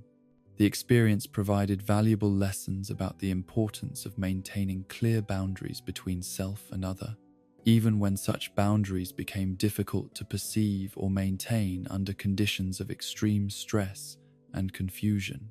The resolution of the shapeshifter crisis required Dipper to rely not merely on intellectual analysis but on intuitive understanding of the people he cared about, recognizing that genuine human relationships contained elements of spontaneity, emotional authenticity, and mutual understanding that could not be perfectly replicated by even the most sophisticated mimicry. The victory was achieved not through violence or superior technology, but through the recognition that love and trust created bonds that were stronger than deception and more reliable than any external verification method. The aftermath of the bunker investigation left Dipper with more questions than answers, as each discovery seemed to reveal new layers of complexity in the mystery of the journal's author, while raising concerns about the ultimate purpose and consequences of the research that had been conducted in Gravity Falls over the decades. The evidence suggested that the supernatural phenomena he had been documenting were not random occurrences but parts of a larger pattern that had been building towards some kind of climax or resolution that would have implications far beyond the boundaries of the small town where he was spending his summer. The growing realization that his own investigation was following in the footsteps of someone who had ultimately disappeared under circumstances that remained mysterious and potentially dangerous added urgency to his search for answers, while forcing him to confront the possibility that some knowledge carried risks that exceeded its potential benefits. The journal's final entries suggested that its author had discovered truths so profound and threatening that they had been forced to take desperate measures to prevent catastrophic consequences, measures that had apparently cost them their freedom and possibly their life. The decision to continue his investigation despite these risks represented a choice that would define not only Dipper's summer experience, but his understanding of his own character and values, forcing him to confront questions about the relationship between knowledge and responsibility that were far more complex and challenging than anything he had encountered in his previous academic pursuits. The path he chose would lead him toward discoveries that would change not only his understanding of gravity falls, but his conception of his own place in a universe that was far stranger and more dangerous than he had ever imagined possible. The portal's activation sequence reached its critical phase on a Tuesday evening in August, when the atmospheric conditions were optimal for dimensional manipulation and the electromagnetic interference from solar activity had reached its minimum daily levels, creating a window of opportunity that Stan had calculated would last no more than 18 minutes before natural fluctuations would make safe operation impossible for another 48 hours. The basement laboratory hummed with energies that made the air itself seem thick and electric, while banks of monitoring equipment tracked quantum fluctuations that registered phenomena beyond the measurement capabilities of any conventional scientific instruments. The machine itself had grown beyond its original design specifications during 30 years of continuous modification and improvement, its triangular frame now reaching from floor to ceiling, while complex crystalline arrays channeled forces that seemed to bend the very fabric of space-time around the laboratory's reinforced walls. The portal represented the culmination of theoretical physics research that had begun in academic institutions, but which had evolved far beyond anything that conventional science could acknowledge or support, incorporating discoveries about the fundamental nature of reality that challenged every assumption about how the universe operated. Stan's hands moved across control panels with the practiced precision of someone who had spent decades learning to operate equipment that existed at the very edge of what was technically possible. His movements, guided by calculations so complex that they existed primarily as intuitive understanding rather than conscious mathematical analysis. The activation sequence required not merely technical competence, but a form of mathematical artistry that treated the portal's operation as a symphony of interdimensional harmonics, where timing and precision were matters of survival, rather than mere efficiency. The energy requirements for breaching dimensional barriers exceeded anything that the local power grid could supply, necessitating the use of backup generators and stored power systems that had been accumulated and refined over years of careful preparation. The electrical demands were so extreme that the portal's operation would be detectable by monitoring stations hundreds of miles away, making concealment impossible once the process began, and transforming the activation into a race against time, before government agencies or other interested parties could arrive to investigate the source of the anomalous energy readings. The dimensional breach itself, when it finally tore open in the space contained within the portal's triangular frame, created effects that seemed to violate every known law of physics, while somehow maintaining enough stability to permit safe passage between realities that operated according to fundamentally different rules. The gateway appeared as a swirling vortex of impossible colors that seemed to exist in more dimensions than human vision could properly process, its edges flickering between states of matter that had no names in any terrestrial language. The figure that emerged from the portal after 30 years of exile, in dimensions where the normal concepts of time, space, and causality held no meaning, was simultaneously exactly what Stan had expected, and something that challenged his ability to recognize the brother he had spent decades trying to rescue. Stanford Pines stepped through the dimensional gateway with the cautious precision of someone who had learned to navigate realities where a single misstep could result in consequences that transcended conventional definitions of death or injury. The Stanford who returned from the multiverse bore the accumulated marks of experiences that no human being should have been able to survive. His appearance altered not merely by the passage of time, but by exposure to environments where the basic rules that governed biological existence were suggestions rather than absolute laws. His clothing was an eclectic combination of materials and styles that seemed to have been acquired from civilizations that existed at various points along the spectrum of technological and social development, creating an ensemble that was simultaneously practical and alien. The journal that Stanford carried with him upon his return contained observations and discoveries that made the original documentation of Gravity Falls' supernatural phenomena seem elementary by comparison, filled with diagrams and descriptions of beings and places that existed beyond the boundaries of normal space-time. The handwriting was recognizably the same that had filled the journal Dipper had been using as his guide, but the content reflected experiences that had expanded Stanford's understanding of reality in ways that challenged his ability to communicate his discoveries using conventional language or conceptual frameworks. The reunion between the Stan twins was complicated by 30 years of separation that had transformed both brothers in ways that made their previous relationship dynamics obsolete, requiring them to rediscover who they had become while navigating the emotional complexity of choices that had been made with incomplete information and uncertain outcomes.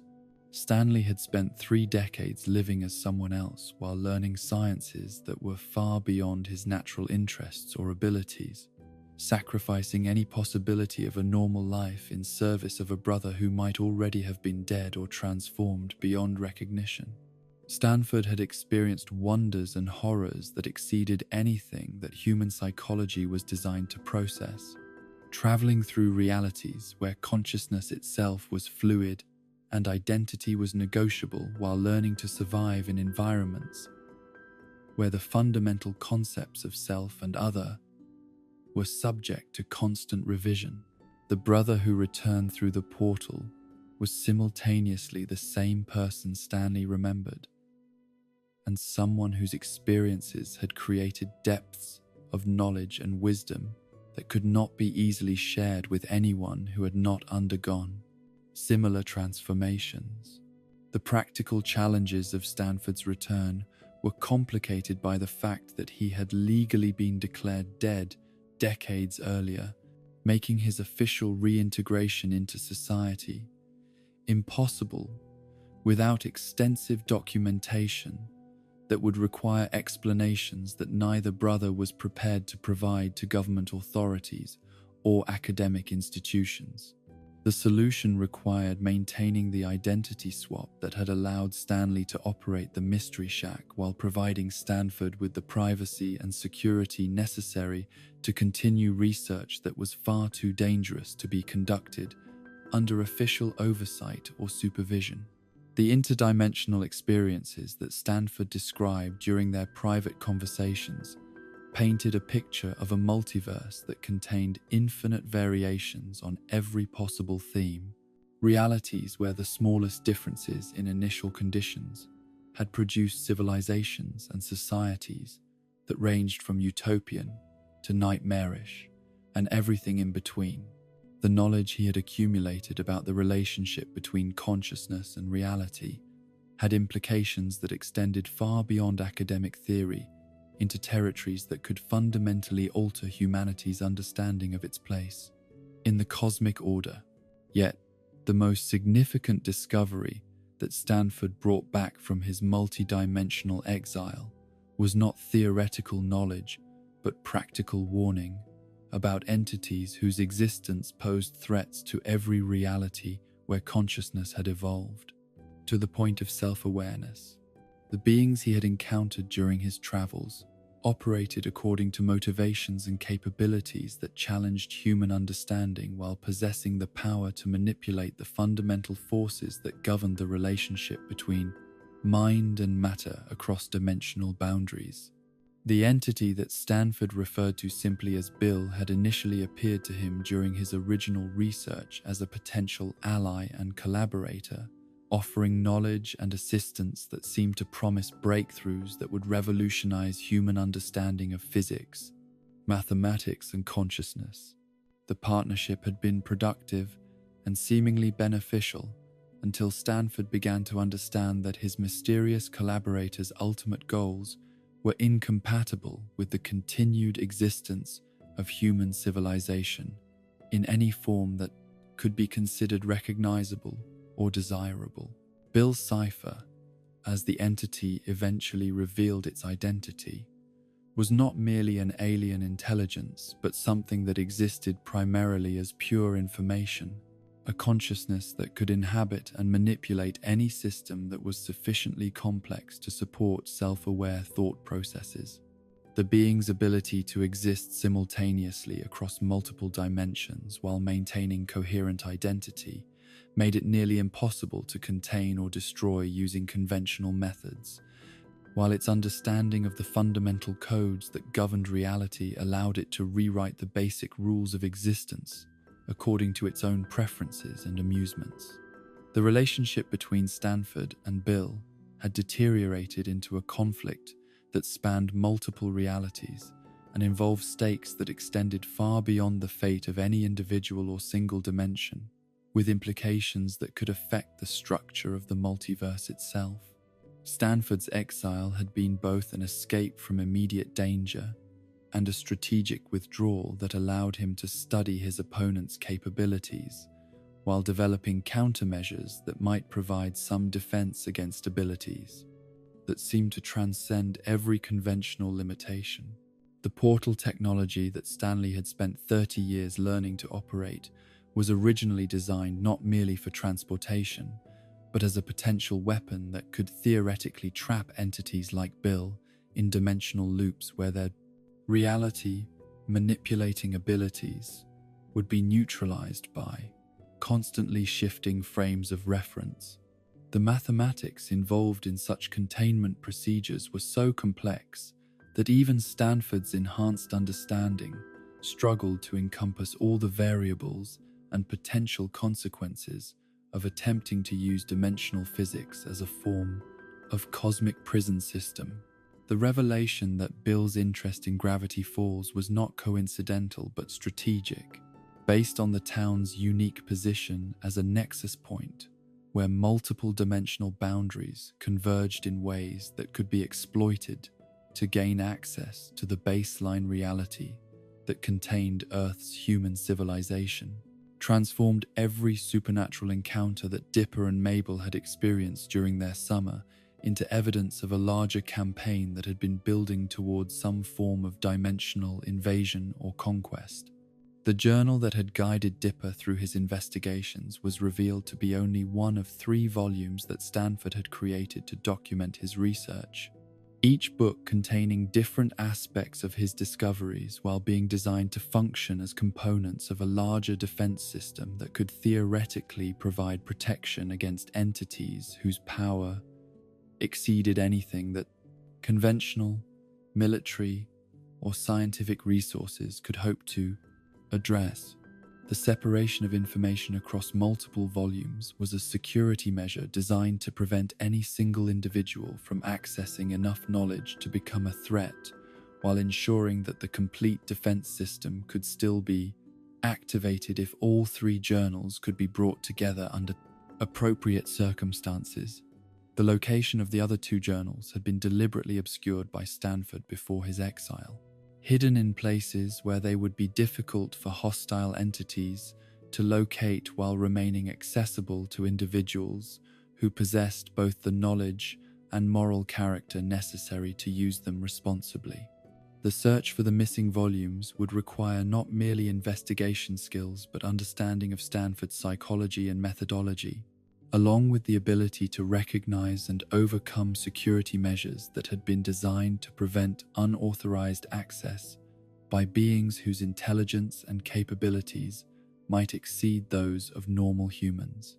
The family dynamics that emerged during Stanford's reintegration into life at the Mystery Shack were complicated by decades of accumulated misunderstandings, unspoken resentments,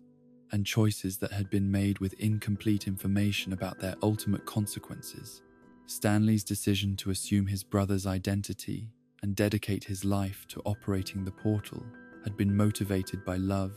and loyalty, but it had also involved deceptions and sacrifices that had affected not only his own life, but the lives of everyone who had believed they were interacting with Stanford, rather than his twin. The relationship between Stanford and his great-nephew and great-niece developed along lines that reflected both his natural affinity for intellectual curiosity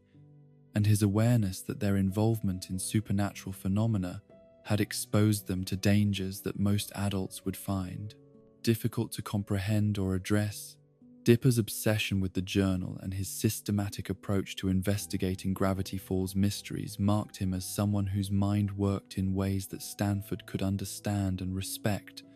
while Mabel's creative problem-solving and emotional intelligence provided perspectives that complemented more conventional, analytical approaches. The decision to involve the twins in preparations for defending against Bill's anticipated return to baseline reality was complicated by their age and relative inexperience with phenomena that challenged even adult understanding, balanced against their demonstrated ability to survive encounters with supernatural entities that had defeated or destroyed individuals with far more experience and training. The ethical implications of exposing children to cosmic-level threats were weighed against the practical reality that Bill's plans would affect everyone regardless of age, making preparation and knowledge potentially more important than attempts at protection through ignorance.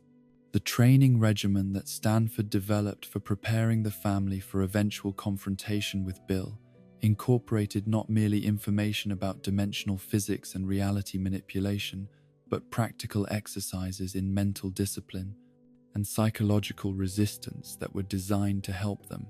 maintain coherent identity and independent thought processes when exposed to entities whose primary weapons were confusion, deception, and the ability to rewrite the basic assumptions that governed human consciousness.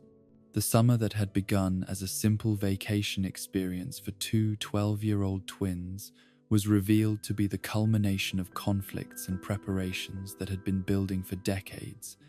with implications that extended far beyond their personal growth or family relationships into territories that could affect the fundamental nature of reality itself. The mysteries they had encountered and the skills they had developed were not merely interesting experiences, but essential preparation for challenges that would test not only their courage and intelligence, but their commitment to preserving the kind of reality where human consciousness could exist and flourish. The portal's successful activation and Stanford's return marked not the conclusion of their supernatural adventures, but the beginning of a new phase that would require everything they had learned while demanding capabilities, understanding that none of them yet possessed, but which they would need to develop quickly if they hoped to survive what was approaching with the inexorable certainty of a cosmic storm that had been building across multiple dimensions for longer than human civilization had existed. The triangle that materialized in Stanford's private study during the early hours of a particularly storm-lashed evening in late August appeared at first to be nothing more than a geometric anomaly, a yellow shape that seemed to exist in slightly more dimensions than the room could properly contain, while radiating an aura of malevolent amusement that made the air itself feel thick with barely contained chaos. The entity's arrival was preceded by no fanfare or dramatic effects, simply the sudden presence of something that had not been there moments before, but which now commanded attention with the effortless authority of a predator that knew itself to be apex in any environment it chose to inhabit. Bill Cipher's physical manifestation in baseline reality was simultaneously less and more impressive than the description Stanford had provided during his briefings about multidimensional threats and cosmic entities whose existence challenged human understanding of what was possible within the framework of natural law. The being appeared as a simple triangle with a single eye, limbs that seemed to be attached according to geometric principles rather than biological necessity, and a top hat that somehow conveyed an impression of sardonic elegance, despite being worn by a creature whose very existence violated several fundamental assumptions about the relationship between consciousness and physical form. Yet beneath this deceptively simple appearance lay intelligence that operated on scales and according to principles that transcended anything human civilization had encountered during its brief existence. A mind that could process information across multiple dimensional frameworks simultaneously, while maintaining the kind of focus and intentionality that suggested purpose and planning that stretched across geological timespans. Bill's casual demeanor and apparently playful attitude masked capabilities that could theoretically rewrite the basic rules that governed reality, according to whims that no human psychology could hope to predict or understand. The conversation that Stanford conducted with his former collaborator proceeded with the careful formality of diplomatic negotiations between representatives of civilizations whose fundamental values and assumptions were so different that meaningful communication required constant translation, not merely of language, but of conceptual frameworks and basic logical structures. Bill's statements seemed designed to operate on multiple levels of meaning simultaneously, conveying information that was technically accurate, while being simultaneously misleading about intentions and capabilities that remained deliberately obscured. The history of their partnership, as it emerged through careful questioning and strategic revelation, painted a picture of collaboration that had begun with genuine mutual benefit, but which had gradually revealed incompatibilities that made continued cooperation impossible once Stanford understood the true scope of Bill's ultimate goals and the methods he was willing to employ to achieve them. The entity's initial presentation of himself as a fellow researcher seeking knowledge and understanding had been accurate in its basic details while concealing motivations that were fundamentally hostile to the continued existence of human consciousness in any recognizable form. Bill's interest in Stanford's dimensional research had not been academic but practical, based on his need for allies who possessed both the technical knowledge and moral flexibility necessary to assist in projects that would facilitate his transition from multi-dimensional observer to active participant in baseline reality. The partnership had provided Bill with access to technologies and methodologies that he could not develop independently, while giving Stanford insights into the fundamental nature of reality that would have been impossible to achieve through conventional scientific investigation. The deterioration of their relationship had been gradual rather than sudden, marked by incremental revelations about Bill's true nature and intentions that forced Stanford to confront the possibility that his pursuit of knowledge had led him into collaboration with something that represented an existential threat not merely to himself, but to every form of consciousness that shared basic human values about the importance of individual identity, free will, and the right to exist without external manipulation or control. The specific incident that had finally ended their partnership involved Stanford's discovery that Bill had been using their collaborative research to develop technologies that could facilitate what amounted to a form of cosmic invasion, a systematic replacement of baseline reality's operating system with alternatives that would be more conducive to Bill's particular form of existence and entertainment preferences. The revelation had forced Stanford to make choices about loyalty and responsibility that put him in direct conflict with an entity whose capabilities exceeded anything he could hope to match through conventional means. The exile that had followed Stanford's betrayal of their partnership was simultaneously punishment and strategic withdrawal. As Bill's retaliation for being denied, cooperation had taken the form of trapping Stanford in dimensional loops where he would be unable to interfere with long-term plans while being forced to witness variations on the theme of human civilization's destruction across multiple parallel realities. The experience had been educational as well as traumatic, providing Stanford with insights into Bill's methods and capabilities while demonstrating the scope of the threat that his former collaborator represented. The multidimensional perspective that Stanford had gained during his exile revealed Bill's activities to be part of a larger campaign that spanned multiple realities and involved the systematic identification and elimination of civilizations that had developed to the point where they might potentially pose threats to entities whose existence transcended normal dimensional boundaries. The pattern that emerged from observation of Bill's behavior across different realities suggested a being whose entertainment preferences ran toward chaos and destruction on scales that challenged human ability to comprehend suffering as more than abstract mathematical concepts. The return to baseline reality had been motivated not merely by Stanford's desire to reunite with his family,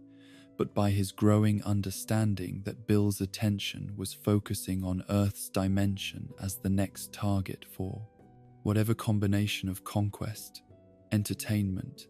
and reality restructuring the entity was planning. The portal technology that Stanley had spent 30 years learning to operate was designed to function not merely as transportation, but as a potential weapon system that could theoretically provide some defense against entities whose capabilities exceeded anything that conventional military resources could address. The journal that Dipper had been using as his guide to Gravity Falls' supernatural phenomena was revealed to be part of a comprehensive defense system that Stanford had developed during the early stages of his conflict with Bill, a repository of information and countermeasures that could theoretically provide protection against reality manipulation techniques that operated by exploiting weaknesses in human psychology and perception. The journal's true purpose extended far beyond simple documentation into territories that approached tactical manual for defending against cosmic-level threats. The encryption systems that protected the journal's most sensitive information were designed to respond not merely to conventional decoding methods, but to evidence that the reader possessed both the intellectual capability and moral character necessary to handle knowledge that could be weaponized against human civilization if it fell into inappropriate hands. The progressive revelation of more dangerous information, as readers demonstrated their ability to use previous discoveries responsibly, created a security system that could adapt to different levels of threat while maintaining operational security against entities whose intelligence might exceed human norms. The dreamscape became Bill's preferred battlefield for conducting reconnaissance and psychological warfare against potential opponents, a realm where the normal rules of physics and logic were suspended in favor of frameworks that were more conducive to his particular set of capabilities and entertainment preferences. The invasion of human dreams represented not merely harassment, but systematic intelligence gathering that provided Bill with detailed information about his target's psychological vulnerabilities, emotional attachments, and potential methods for resistance or retaliation. Dipper's encounters with Bill in the dream realm revealed the entity's ability to manipulate not merely the content of dreams, but the fundamental relationship between consciousness and identity, creating scenarios where the basic assumptions that govern self-awareness could be challenged or temporarily suspended. The battles that took place in these altered states of consciousness were fought not with conventional weapons, but with will, identity, and commitment to maintaining coherent self-concept, under conditions where the normal anchors of personality and memory could be deliberately obscured or rewritten. The psychological manipulation that characterized Bill's approach to warfare operated through the systematic exploitation of human cognitive biases and emotional vulnerabilities, using apparent offers of friendship, knowledge, or power to mask intentions that were fundamentally hostile to the continued existence of independent consciousness.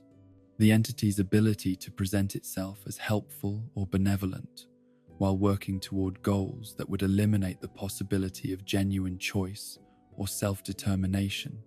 made him particularly dangerous to individuals whose natural curiosity or desire for understanding might override their instincts for self-preservation.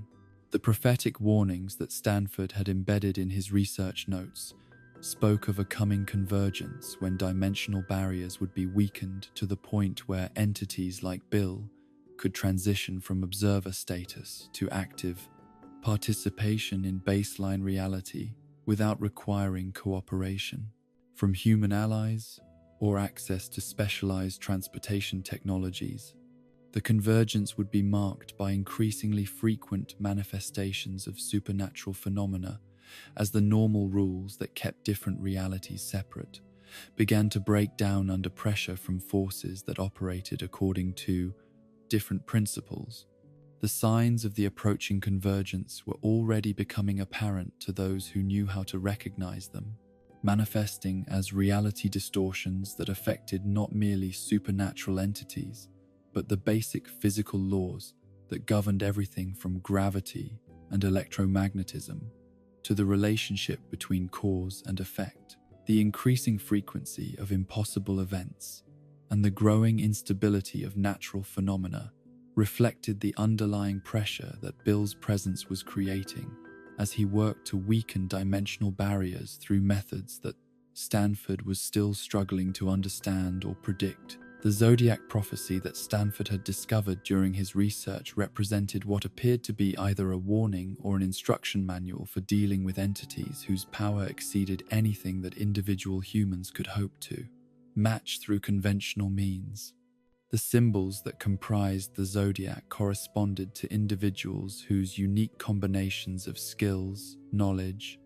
and character traits might theoretically provide the foundation for a collective defense system that could function where individual efforts would inevitably fail.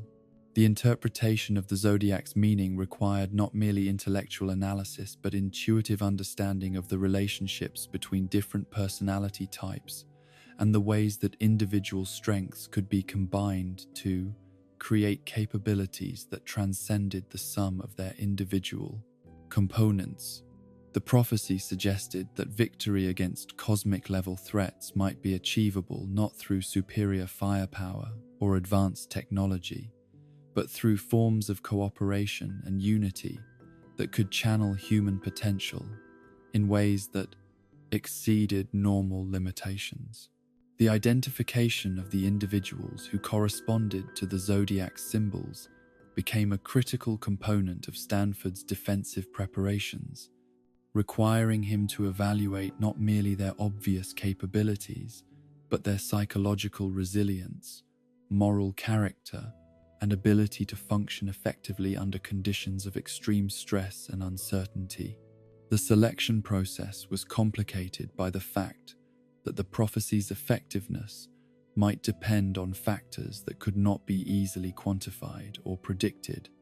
including elements of personality and relationship dynamics that would only become apparent under actual combat conditions.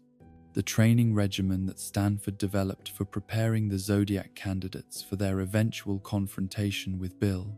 incorporated not merely information about dimensional physics and reality manipulation, but practical exercises in mental discipline and group coordination that were designed to help them maintain effective cooperation when exposed to entities whose primary weapons were confusion, deception, and the systematic exploitation of interpersonal conflicts and individual psychological vulnerabilities. The ethical implications of involving civilians, including children, in preparations for cosmic warfare were weighed against the practical reality that Bill's plans would affect everyone regardless of age, experience, or willingness to participate in conflicts that they had not chosen and did not fully understand. The decision to proceed with Zodiac training reflected Stanford's assessment that knowledge and preparation were more likely to provide protection than attempts to maintain innocence through ignorance of approaching threats. The summer that had begun as a vacation experience for Dipper and Mabel was revealed to be the culmination of preparations that had been building across multiple dimensions and timescales, with their personal growth and relationship development serving as essential components of humanity's only viable defense against an entity whose capabilities challenged every assumption about what individual consciousness could hope to achieve when confronted with forces that operated beyond normale compréhension. The approaching crisis would test not merely their courage and intelligence, but their ability to maintain trust and cooperation under conditions that were specifically designed to exploit human weaknesses and create the kind of despair and isolation that would make effective resistance impossible. The battle for baseline reality would be fought not merely with weapons and technology,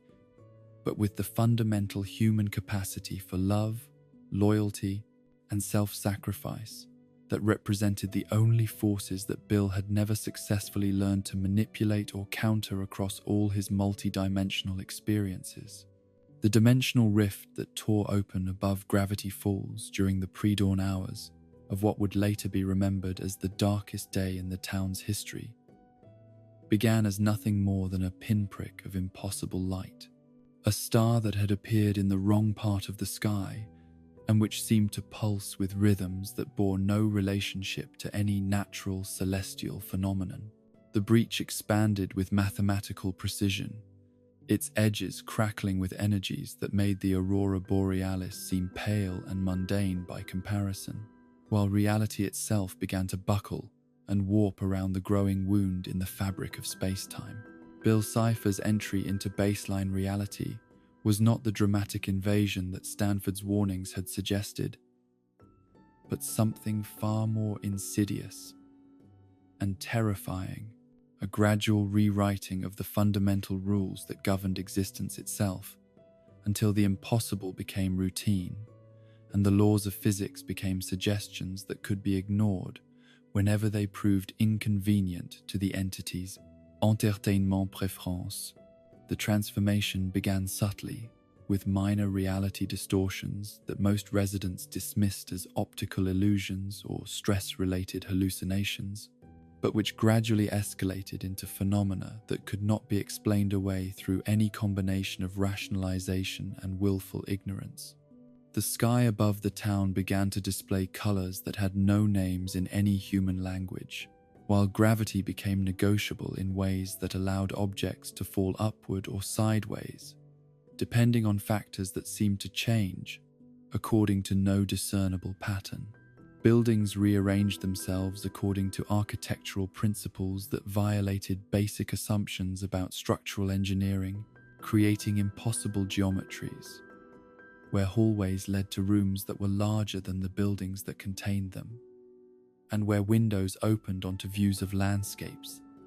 that existed in entirely different dimensions. The residents of Gravity Falls found themselves trapped in a reality where their most basic assumptions about cause and effect no longer applied,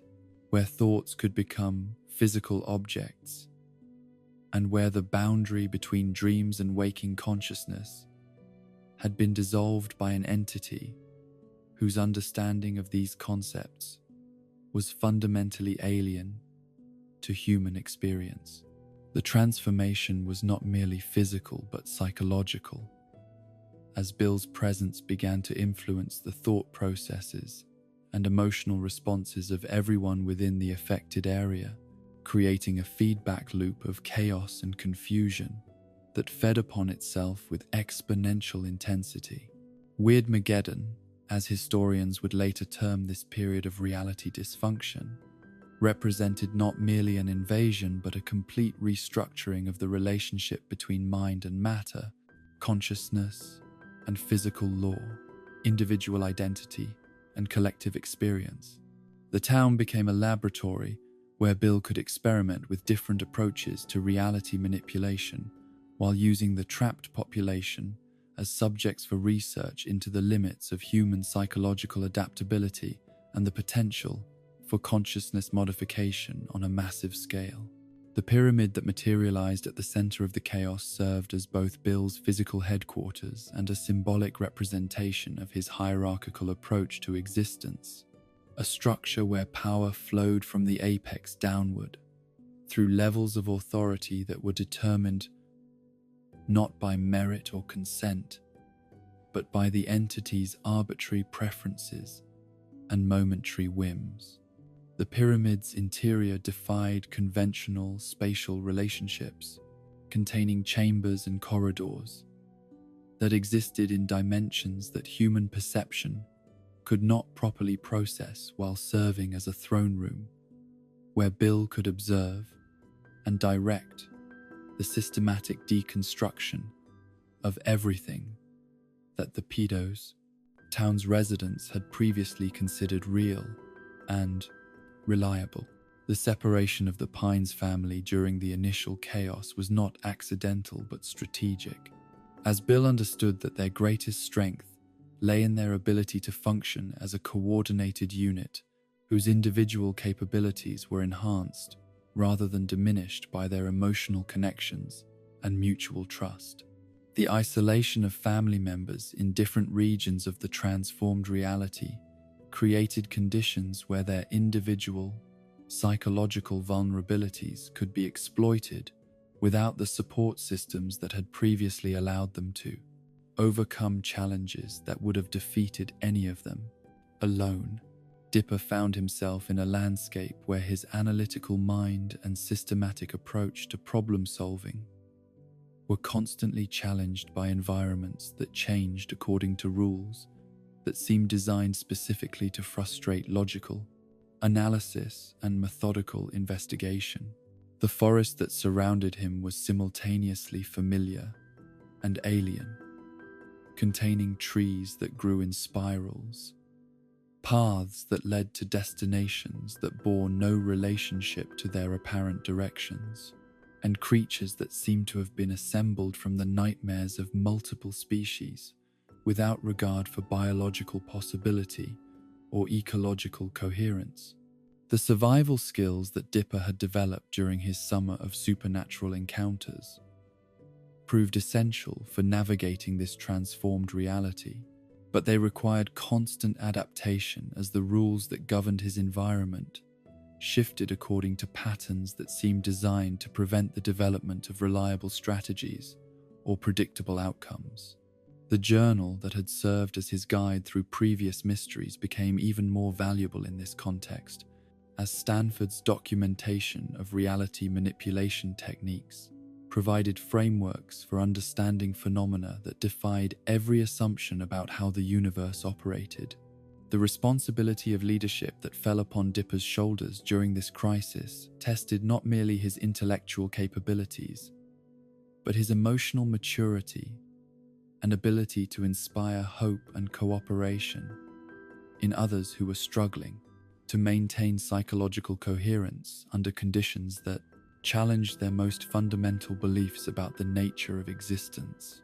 The survivors who looked to him for guidance ranged from fellow teenagers to adult authority figures whose own expertise had been rendered obsolete by circumstances that exceeded their professional training and life experience. The quest to rescue Mabel from the prison that Bill had constructed specifically to contain her required Dipper to confront not merely external obstacles, but his own assumptions about his sister's psychological needs and emotional vulnerabilities, forcing him to recognize that his understanding of her character and motivations had been incomplete despite their lifetime of shared experiences and mutual support. The prison that held her was not built from walls or bars, but from her own fears about growing up and losing the magical aspects of childhood that had always been central to her sense of identity and self-worth. The bubble reality that Bill had created as Mabel's cage was simultaneously a perfect expression of her conscious desires and a subtle trap that exploited her reluctance to face the inevitable changes that growing up would bring to her relationships, her interests, and her understanding of her place in the world. The artificial summer that surrounded her was everything that the real summer had been, but purged of conflict, uncertainty, and the kinds of challenges that force personal growth through the uncomfortable process of recognizing and overcoming individual limitations. The rescue mission became not merely a physical infiltration, but an emotional intervention that required Dipper to help his sister understand that the difficulties and disappointments of real life were not obstacles to happiness, but essential components of genuine experience that gave meaning and weight to moments of joy and connection. The conversation that ultimately convinced her to leave her perfect prison was not about the superiority of reality over fantasy, but about the importance of facing challenges together, rather than retreating into isolation, however comfortable that isolation might appear. The reunion of the Pines family was complicated by the revelation that Stan's memories of his identity and relationships had been severely damaged by exposure to Bill's reality manipulation techniques, creating a situation where the person they had rescued was simultaneously the grandfather they loved and a stranger whose personality had been fragmented by experiences that human psychology was not equipped to process or integrate. The damage was not merely cognitive but emotional, affecting his ability to form and maintain the connections that had always been central to his sense of purpose and self-worth. The family's response to Stan's condition demonstrated the kinds of strength and resilience that Bill had never encountered in his multidimensional experiences, as they refused to accept his diminished state as permanent, while working together to help him reconstruct not merely his memories, but his understanding of who he was and why his relationships with them mattered more than any individual achievement or personal ambition. The process was neither quick nor simple, requiring patience, creativity, and a form of love that could persist despite the absence of immediate reciprocation or recognition. The zodiac circle that represented humanity's only viable defense against Bill's reality manipulation capabilities required not merely the assembly of the designated individuals, but their willingness to set aside personal conflicts and competing priorities in favor of cooperation that transcended their individual concerns and limitations. The circle's effectiveness depended not on the magical properties of the symbols themselves, but on the quality of trust and mutual support that the participants could maintain under conditions specifically designed to exploit their psychological vulnerabilities and interpersonal tensions. The final confrontation between the forces of order and chaos took place not in the physical realm, where conventional weapons and strategies might have provided some advantage, but in the conceptual space where consciousness and reality intersected, where the fundamental question was not who could deploy superior force,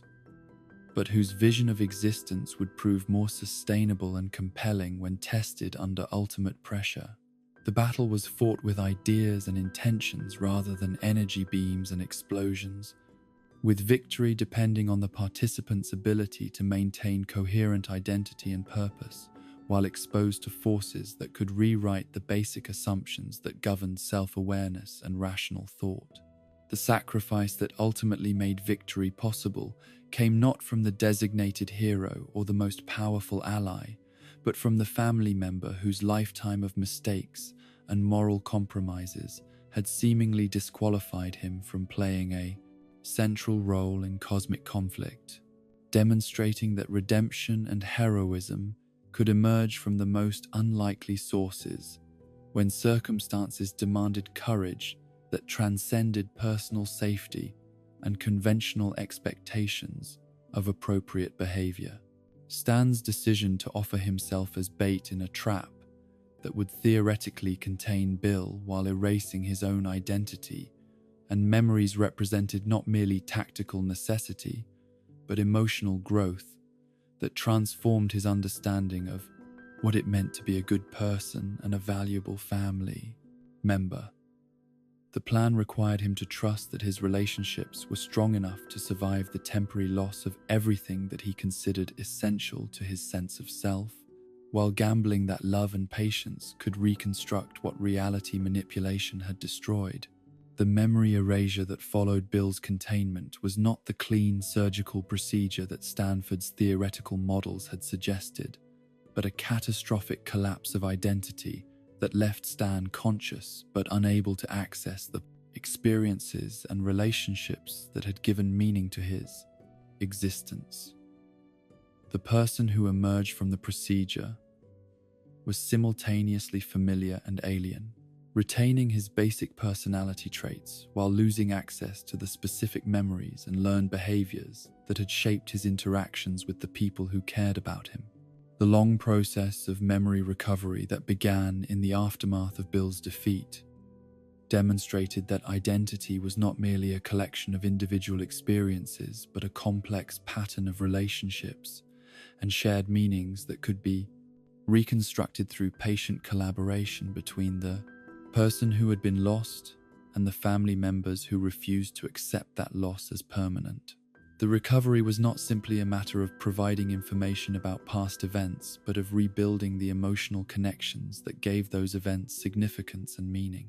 The restoration of Gravity Falls to something approaching normal reality was neither immediate nor complete, as the town retained subtle traces of its exposure to cosmic forces that would continue to influence its character and atmosphere for generations to come.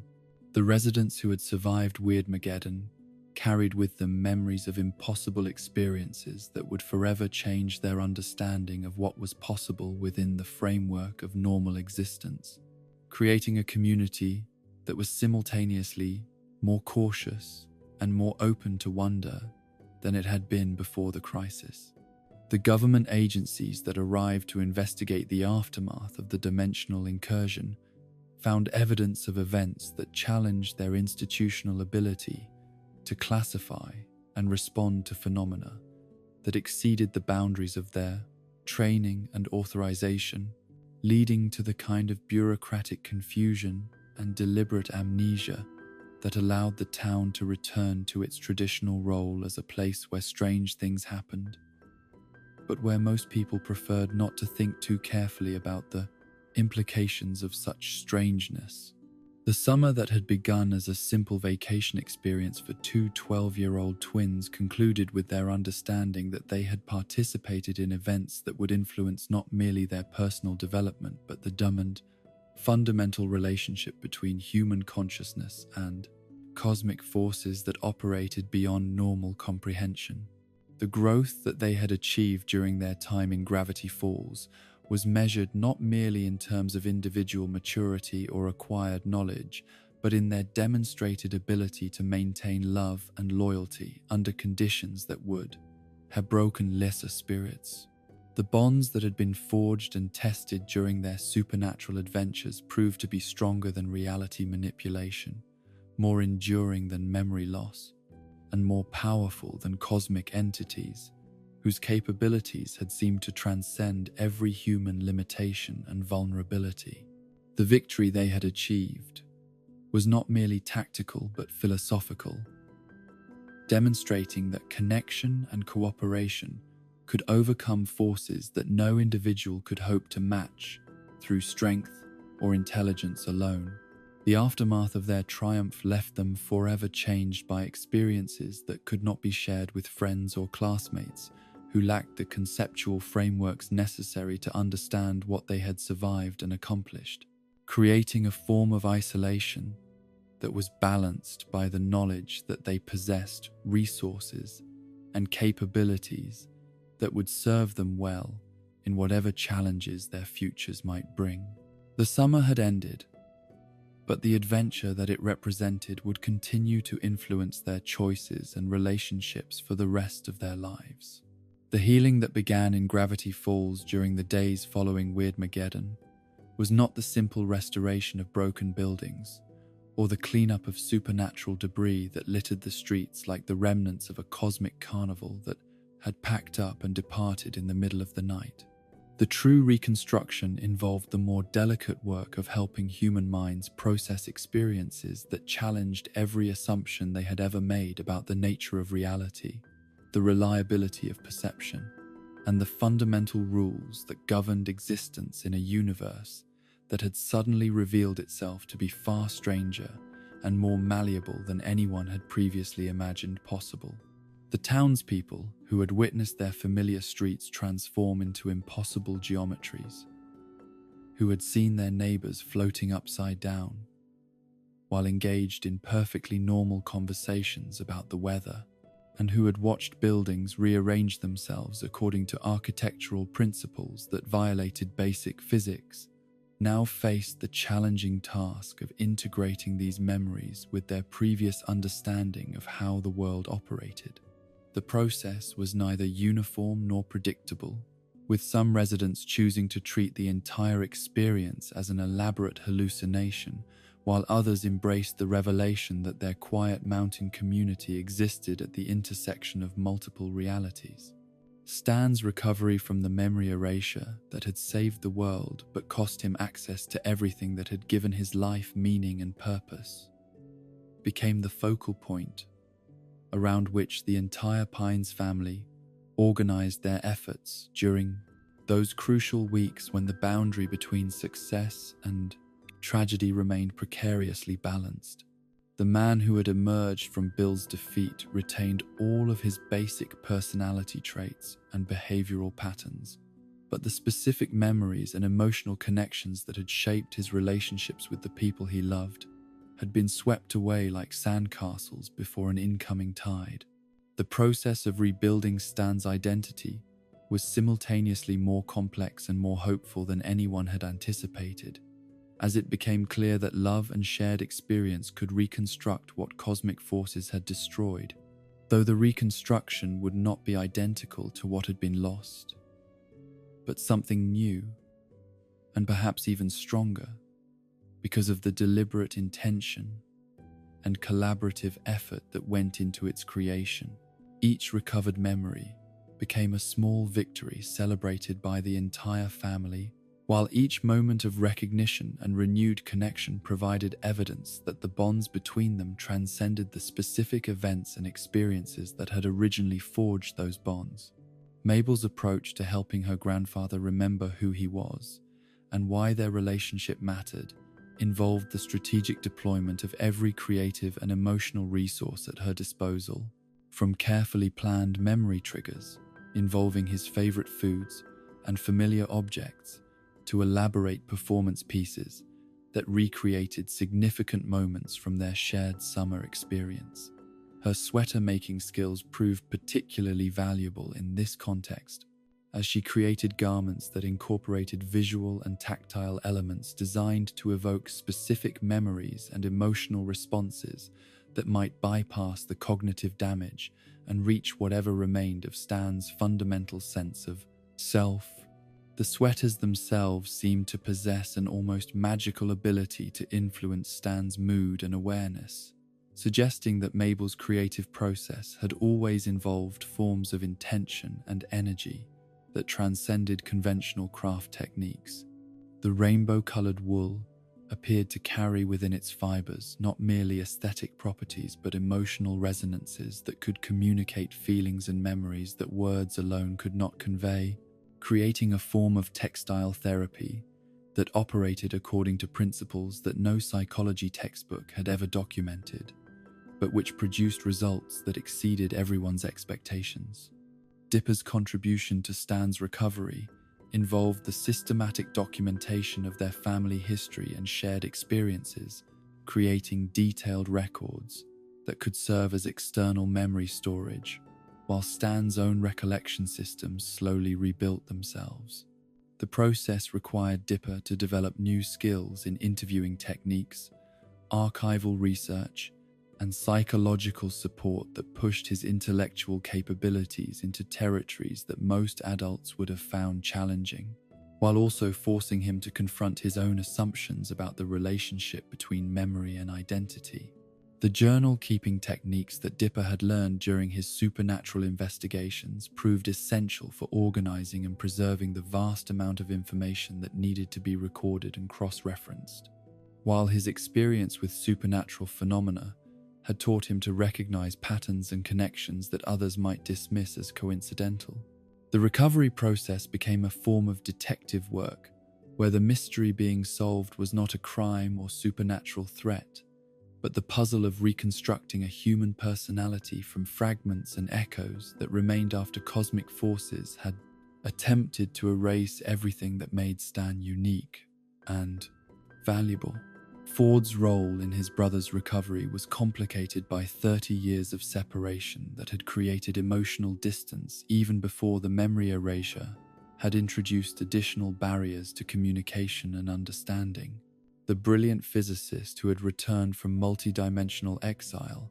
found himself needing to relearn how to connect with someone whose intellectual interests and communication style were fundamentally different from his own, while also grappling with guilt about the choices and circumstances that had led to Stan's sacrifice and current condition. The scientific approach that Ford brought to understanding Stan's condition involved research into the neurological and psychological mechanisms that governed memory formation and retrieval, combined with theoretical work on the relationship between consciousness and identity that drew upon his multidimensional experiences and exposure to forms of intelligence that operated according to non-human principles. Yet the most valuable insights came not from academic research, but from the simple recognition that love and patience could accomplish what no amount of technical expertise could achieve alone. The summer's final adventures, which took place against the backdrop of Stan's gradual recovery and the town's slow return to something approaching normal operation, possessed a bittersweet quality that reflected everyone's awareness that their time together was drawing to a close, and that the extraordinary circumstances that had brought them so close would soon give way to the ordinary challenges and separations that characterized normal family life. Each remaining mystery they encountered and solved together carried additional weight because they knew that such opportunities for shared adventure and mutual discovery were finite and precious.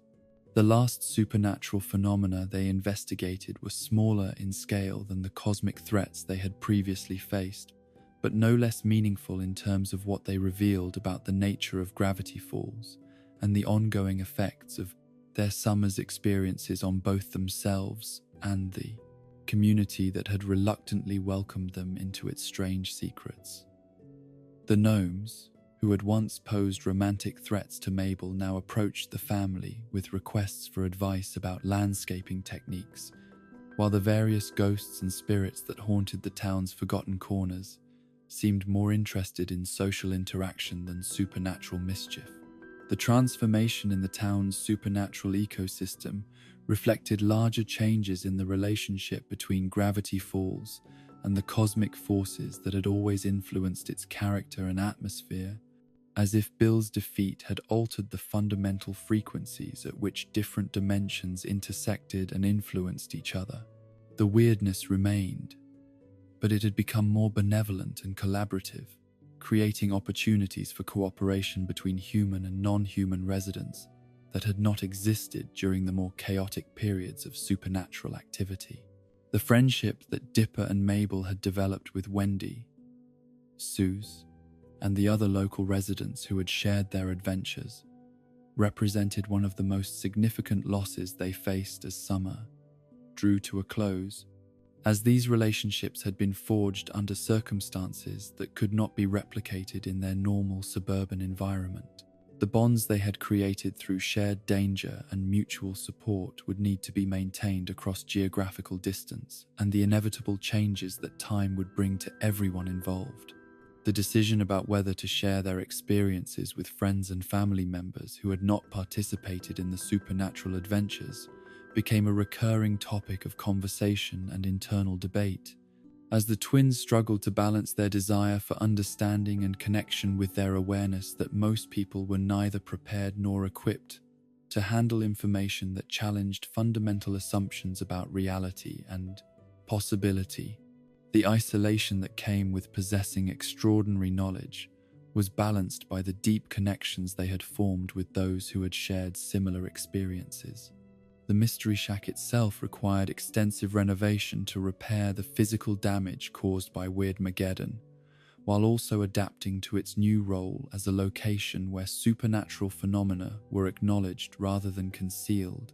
though still presented in ways that allowed visitors to dismiss them as elaborate entertainment rather than genuine supernatural encounters. The tourist attraction that had begun as Stan's elaborate fraud had evolved into something that was simultaneously more honest and more mysterious than its original conception. The final week of summer brought a series of revelations and conversations that helped everyone involved understand how their experiences had changed them and what those changes would mean for their relationships and future choices. The growth that Dipper and Mabel had achieved during their time in Gravity Falls was measured not merely in terms of increased knowledge or improved skills, but in their demonstrated ability to maintain love and loyalty under conditions that had tested every aspect of their character and values. The decision to keep Gravity Falls secrets while treasuring the memories they had created there represented a form of mature wisdom that recognized the difference between experiences that should be shared and those that needed to be protected, both for the sake of those who had participated and for the community that had granted them temporary membership in its extraordinary hidden life. The secrets they would carry with them were not burdens but gifts that would continue to influence their understanding of what was possible and important throughout their lives. The farewell preparations that occupied their final days in Gravity Falls involved not merely packing clothes and souvenirs, but ensuring that the supernatural community they were leaving behind would continue to function safely and responsibly, without their involvement and oversight. The responsibilities they had assumed during their summer of adventure had created obligations that extended beyond their personal interests to encompass the well-being of beings and communities that depended on human allies for protection and understanding. The growth in Stan's recovery that coincided with their departure preparations provided both hope and additional complexity to their farewell emotions, as they could see evidence that their efforts to rebuild his identity were succeeding, while also recognizing that the process would continue long after they had returned to their normal lives. The love that had made his recovery possible would need to be maintained across distance and time, requiring new forms of connection and communication that could bridge the gap between their extraordinary summer experience and the ordinary reality of school year separation. The promise they made to return the following summer carried weight that extended far beyond typical family vacation planning, as it represented their commitment to maintaining the relationships and responsibilities they had discovered, while also acknowledging their ongoing role in the supernatural community that had adopted them as honorary members. The promise was both gift and obligation, offering hope for future adventures while recognizing that some bonds transcend time and circumstance. The final morning in Gravity Falls arrived with the kind of crisp clarity that mountain air provides during the transition between summer and autumn, when the light carries promise of change, while the familiar warmth suggests that some things endure regardless of season or circumstance. The bus that would carry them back to their normal lives waited at the same stop where they had arrived 3 months earlier as reluctant visitors to an unknown relative in an unfamiliar town, though the people who would board that bus bore little resemblance to the children who had stepped off it at the beginning of their extraordinary adventure. The transformation that had occurred during their summer in Gravity Falls was visible not merely in their increased confidence and maturity,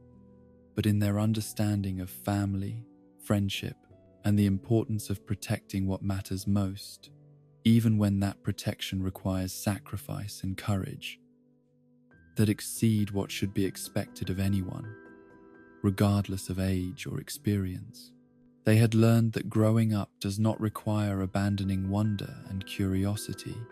but rather developing the wisdom and strength necessary to handle both beauty and responsibility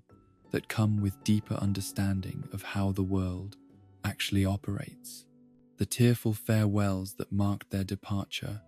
were tempered by the knowledge that the bonds they had forged would endure, regardless of physical distance, and that the love they had discovered and strengthened would continue to influence their choices and relationships long after the specific adventures that had revealed its power had become cherished memories rather than immediate reality. The summer had ended, but the story it had begun would continue for the rest of their lives. And so our journey through that one extraordinary summer in Gravity Falls comes to its gentle close, like the final pages of a mystery novel, where all the secrets have been revealed and all the monsters have been defeated, at least for now. We have witnessed the power of family love conquering ancient evil, the importance of embracing both logic and wonder, and the truth that growing up doesn't mean losing the magic of childhood curiosity, but rather developing the wisdom and strength necessary to protect what matters most. Dipper and Mabel return home, forever changed by their summer in the Pacific Northwest, carrying with them memories of impossible adventures and the unshakable knowledge that the world is far stranger and more wonderful than most people ever dare to imagine. The analytical mind that drove Dipper to solve every mystery has learned that some questions are less important than the relationships forged while seeking their answers, while the creative heart that led Mabel through rainbow-colored adventures has discovered that love itself is the most powerful magic, capable of rebuilding what cosmic forces have destroyed. The town of Gravity Falls continues its quiet existence nestled among towering pines and hidden valleys, its weirdness intact, but transformed by the events of that remarkable summer when two children and their family proved that ordinary people can accomplish extraordinary things when they choose to face the impossible together. The supernatural residents who call the forest home have learned to coexist more peacefully with their human neighbors, while the human residents have grown more comfortable with the knowledge that their community exists at the intersection of multiple realities where wonder and strangeness are not aberrations but natural expressions of a universe far more complex and beautiful than conventional wisdom suggests. Stan's recovery from his cosmic sacrifice continues with each passing day, his memories returning, not as individual fragments, but as complete experiences enriched by the love and patience of family members who refuse to accept that any force, no matter how powerful, could permanently destroy the bonds that connected them. His journey back to himself has become a testament to the truth that identity is not merely a collection of personal experiences, but a pattern of relationships and shared meanings that can survive even the most devastating attempts at erasure. The Mystery Shack stands as it always has, welcoming visitors who come seeking entertainment and leaving with more questions than answers, though now its exhibits contain subtle acknowledgements that some mysteries are real, while others are merely clever fabrications designed to amuse and confound tourists who prefer their weirdness safely contained within the boundaries of acceptable entertainment. The gift shop continues to sell postcards and souvenirs that hint at truths too profound to be stated directly, while the employees who staff it know secrets that would revolutionize human understanding if they could ever be adequately explained to minds that lack the proper preparation. Ford has returned to his research with renewed purpose, and the wisdom that comes from understanding that knowledge without compassion can become a form of cosmic vandalism, while his relationship with his twin brother grows stronger with each recovered memory and each shared moment of quiet companionship. The portal that once threatened to destroy reality now serves as a reminder that the most advanced technology is meaningless without the human connections that give it purpose and direction. As you drift towards sleep, let yourself imagine not the battles we have witnessed, but the quiet moments that followed. The ordinary afternoon spent fishing at the lake where once impossible creatures stirred beneath peaceful waters. The evening walks through pine forests where mysteries sleep peacefully in the shadows, and the warm certainty that some bonds transcend time, dimension, and even memory itself. Picture Dipper and Mabel in their suburban home, forever changed by their summer adventure, but carrying its lessons forward into lives that will be enriched by their understanding that curiosity and courage can unlock wonders that exist just beyond the edge of what most people consider possible. Dream of Gravity Falls as it exists now, a place where the extraordinary has become gently integrated into the rhythm of daily life, where children grow up knowing that the world holds more magic than most adults remember, and where families understand that love is indeed the strongest force in any universe, capable of defeating entities that transcend normal comprehension and healing wounds that seem to exceed any possibility of repair. Rest now in the knowledge that wonder awaits those brave enough to look for it, that family love is the strongest magic of all, and that growing up means not losing the ability to believe in impossible things, but gaining the wisdom to recognize which impossible things are worth believing in and the courage to protect them when they need protection. The summer may end, but the adventure of living with eyes open to mystery and hearts ready for wonder continues, as long as there are curious minds willing to ask questions, and loving families willing to face whatever answers those questions might reveal. Let the gentle sounds of a sleeping forest carry you into dreams where pine trees whisper secrets to those who know how to listen, where the impossible becomes possible through the simple act of believing that love can conquer any darkness, and where every day holds the potential for discovery and adventure for those wise enough to look for magic in the ordinary moments that make up a life well lived.